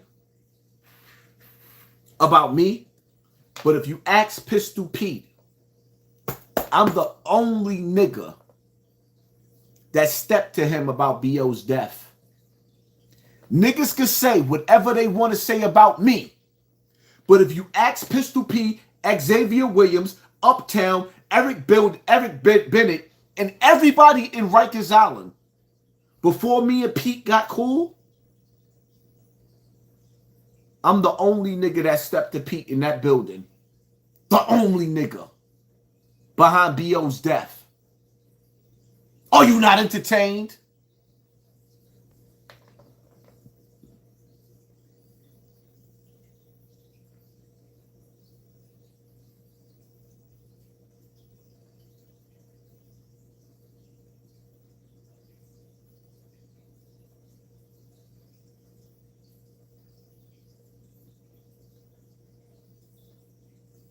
Let me ask y'all a question. How do you fall out with a nigga without even falling out with a nigga? I'm falling out with niggas that I ain't even have an argument with. How we falling out? Well, I got all this wrong shit going on in my life, but when shit was going on wrong and you niggas, how we falling out and we ain't even have an argument? Y'all niggas is pussy.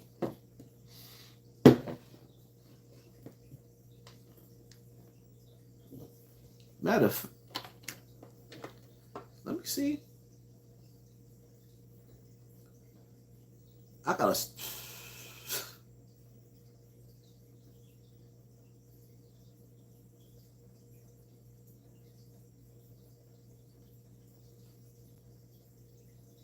Don't worry.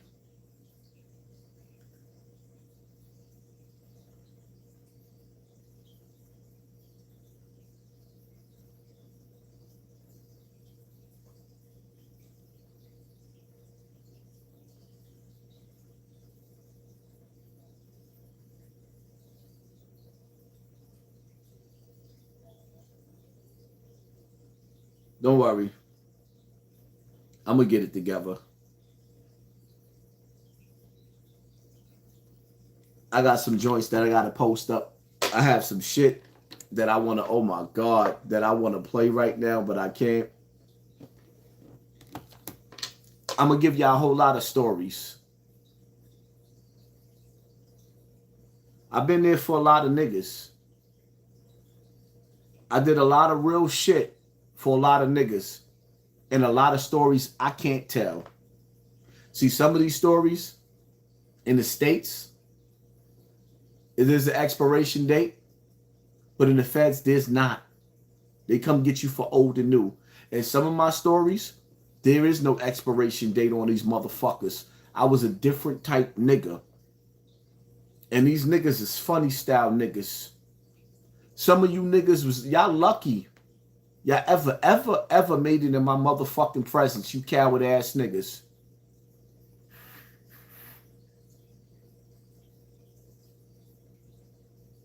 It is what it is. Y'all hit that like button. Hit that share button. Hit that subscribe button. Nope, I ain't going nowhere yet. I ain't finished. I still got more in my cup. Take the what and leave the... Yeah. I was in my feelings today. I did too much real niggas. Did too much real shit for you fake niggas. Now I'm stuttering. Stuttering Stanley, I'm slurring rather. Yeah. I'm in my feelings, you weak ass niggas. Let me tell y'all something, man. Give y'all some rules. When you find yourself with friends that got friends that hate you, you're playing with fire. Because I'm going to tell you something. When you find a friend that got friends that hate you, if that friend of yours don't embarrass one of them niggas and smack the shit out of one of them niggas in front of you to let you know you still that nigga, and these is just jealous niggas over here, nigga, you playing with fire. If you go in a nigga house and his wife don't like you and you ain't did nothing wrong to his wife or him, it's because that nigga talking about you. He is not your friend. If your man's wife don't like you, the nigga that's your friend, and you didn't do nothing wrong, that nigga that you hanging with ain't your friend. You the enemy. Y'all niggas better learn how to move through these streets. Oh, I know how to move through these streets. Me getting shot in Bronx River, I love it. Because the nigga that shot me, he know I'm going to get him. He know it's only a matter of time. He's sitting out there in Bronx River looking at certain niggas trying to figure out who's calling me on the phone. And I'm just laughing. I'm laughing at him. Laughing. Because he know I'm going to come get him. You know, nigga, you know I'm coming to. Nigga, the police know I'm coming to get you. We all know. I'm not even trying to get away with getting you. Wherever I catch you at, nigga, you got. I'm not trying to get away with getting you, nigga. You know I'm coming. See, the good thing about it is, though, I don't have to get you. Somebody next to you might get you.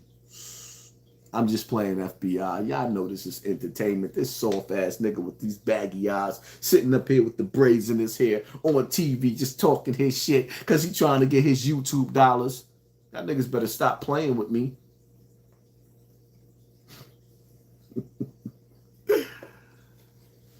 Y'all better stop playing with me. Y'all better stop playing with me because even Five God to tell you, at some point in some time, I asked him to just do a drive-by to check on the scenery. Oh yeah, he went by the crime scene. At the height of my career, nigga, I don't play no games. You win some, you lose some. But you come back out to fight another motherfucking day. Just like with Five God, I tell y'all right now. Y'all think for a single second. Let me tell you something. One thing about it is, me and the little nigga fell out, and he be trying to act like he the big nigga. No, Five God know better than that when we together. But one thing I love, let me tell you a Five God story. One thing I love about Five God, right? When we was down there getting our coats from Darucci, we in the store. And it's crazy because there's some niggas in the store. I ain't gonna say who they was talking about because I don't want to start no unnecessary tension. But they was talking about one of my biggest enemies. And they was doing it on purpose because they knew who he was. And the nigga Five God was outside the store. Because he was trying to make sure we didn't get a ticket. And the nigga Five God, he was out there for a while. And it was getting to the point, these niggas conversation, I was really, really bawling. And it was like, I'm bubbling on the inside. I'm not saying nothing. The nigga 5 guard came inside DeRucci. And he felt that energy. And it was just something about the way the nigga just came in the store. He said everything without saying anything, without even making a scene. And the fucking whole energy in the store changed. And it's like, okay, I'm by the register and he by the door. And the way and the way the nigga said, what up? Like, he back in the store. I ain't gonna even lie, 5 guard. Me and 5 guard never had this conversation. But the energy in that store, nigga, one thing I will say about when me and 5 guard was together, wherever this weird shit came from with us, nigga, when we was together, how 5 guard used to tell y'all how I was gonna put it in. I'm gonna put, nigga, when we was together, niggas was gonna put it in together. I don't know where we went wrong. But niggas was gonna put it in together.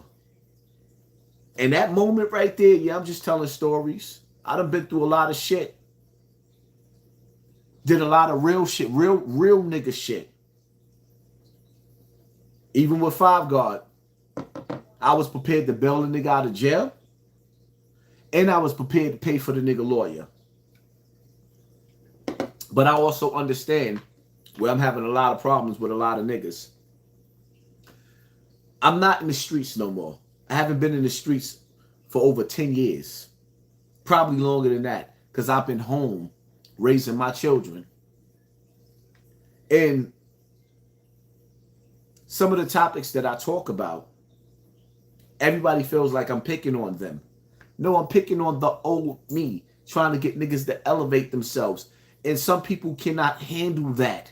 Or some people feel like I might be talking indirect. No, I don't do indirects. That's like, for example, right? I'm going to call a name out. My brother T-Mac. He got a saying. I'm outside, right? Before T-Mac came home, my slogan was, lock him up, and it's safe to say it ain't safe outside, right? It was so many little niggas shooting up innocent bystanders. I came out with a slogan for at least about a whole year called lock them up. Telling the district attorney, lock these little niggas up because they kept shooting innocent bystanders, right? Do y'all remember that? In the comment section. I got to catch up with the comment section. Hold up. Will 718, Haas, it's the season of separating the weak from the tear. Stay up. Right?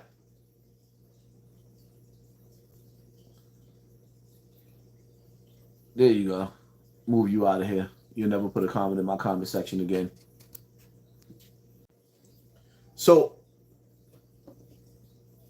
my brother T-Mac,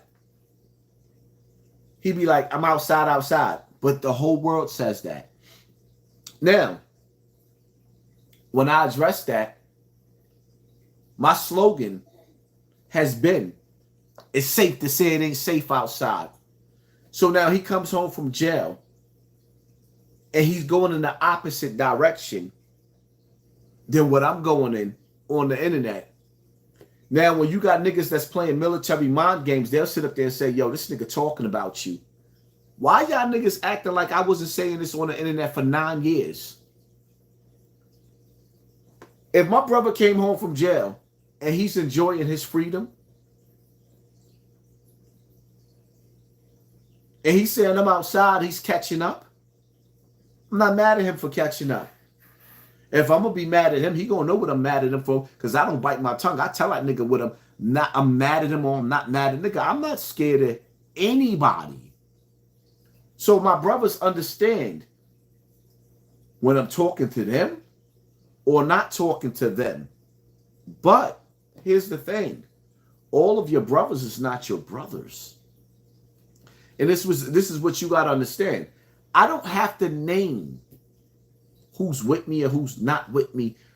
I don't have no friends. And true friends become your brothers, and they stand the test of time. Remember I said this. You never know who your friends are until you dead. Jesus was the best of the best. He had God whispering in his ear. Some of you believe Jesus was God.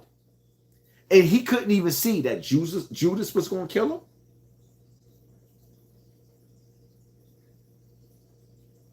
You never know who your brother is until you're in the grave.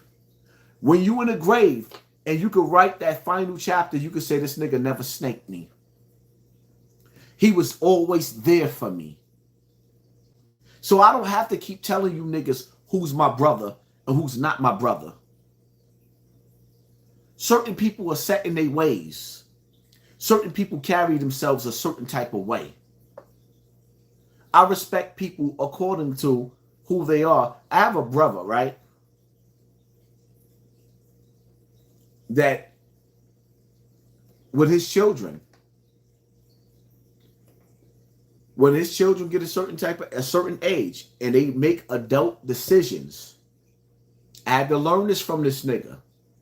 Y'all don't know who he is, so I'm not going to say his name because y'all don't know who he is. When his kids, I've seen his kids go through some shit.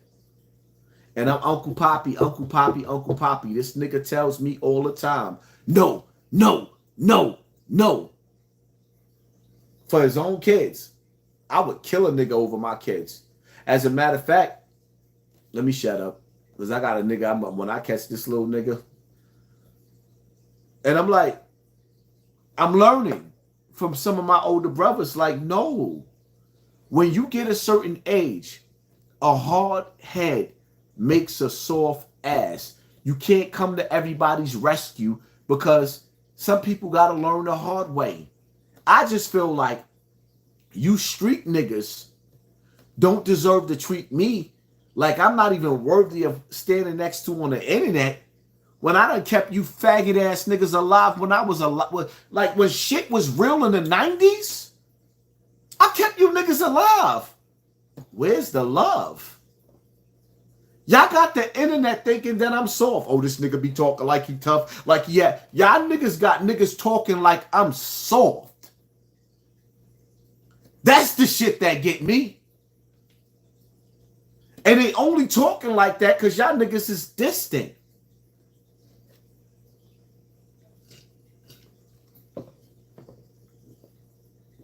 You know what it feels like to take pictures with niggas? And they gotta explain to your kids, just because you see me in the picture with these niggas is not my friends and my brothers.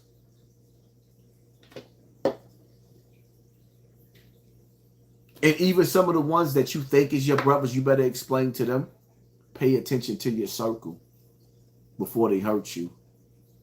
My kids see and they hug their uncles and embrace them. One of my biggest mistakes was bringing niggas around my family or sharing intimacy with niggas that should have never been shared. Are you not entertained? Ooh. It's funny how we had this conversation for 3 hours and they never talk about not one of these industry niggas. This shit easy. Life hurts when you ain't been taught a lesson. And life hurts when you got to find out the hard way.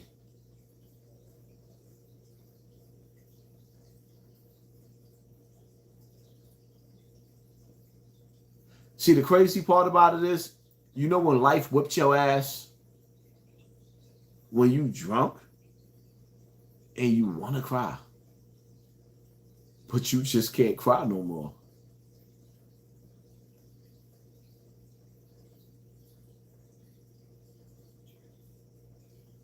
The only mission and the only thing that I got to complete in life is man, woman, and child. And outside of that, I'm just waiting to see my mother on the other side. But if you think I'm gonna let you send me to the other side without a fight?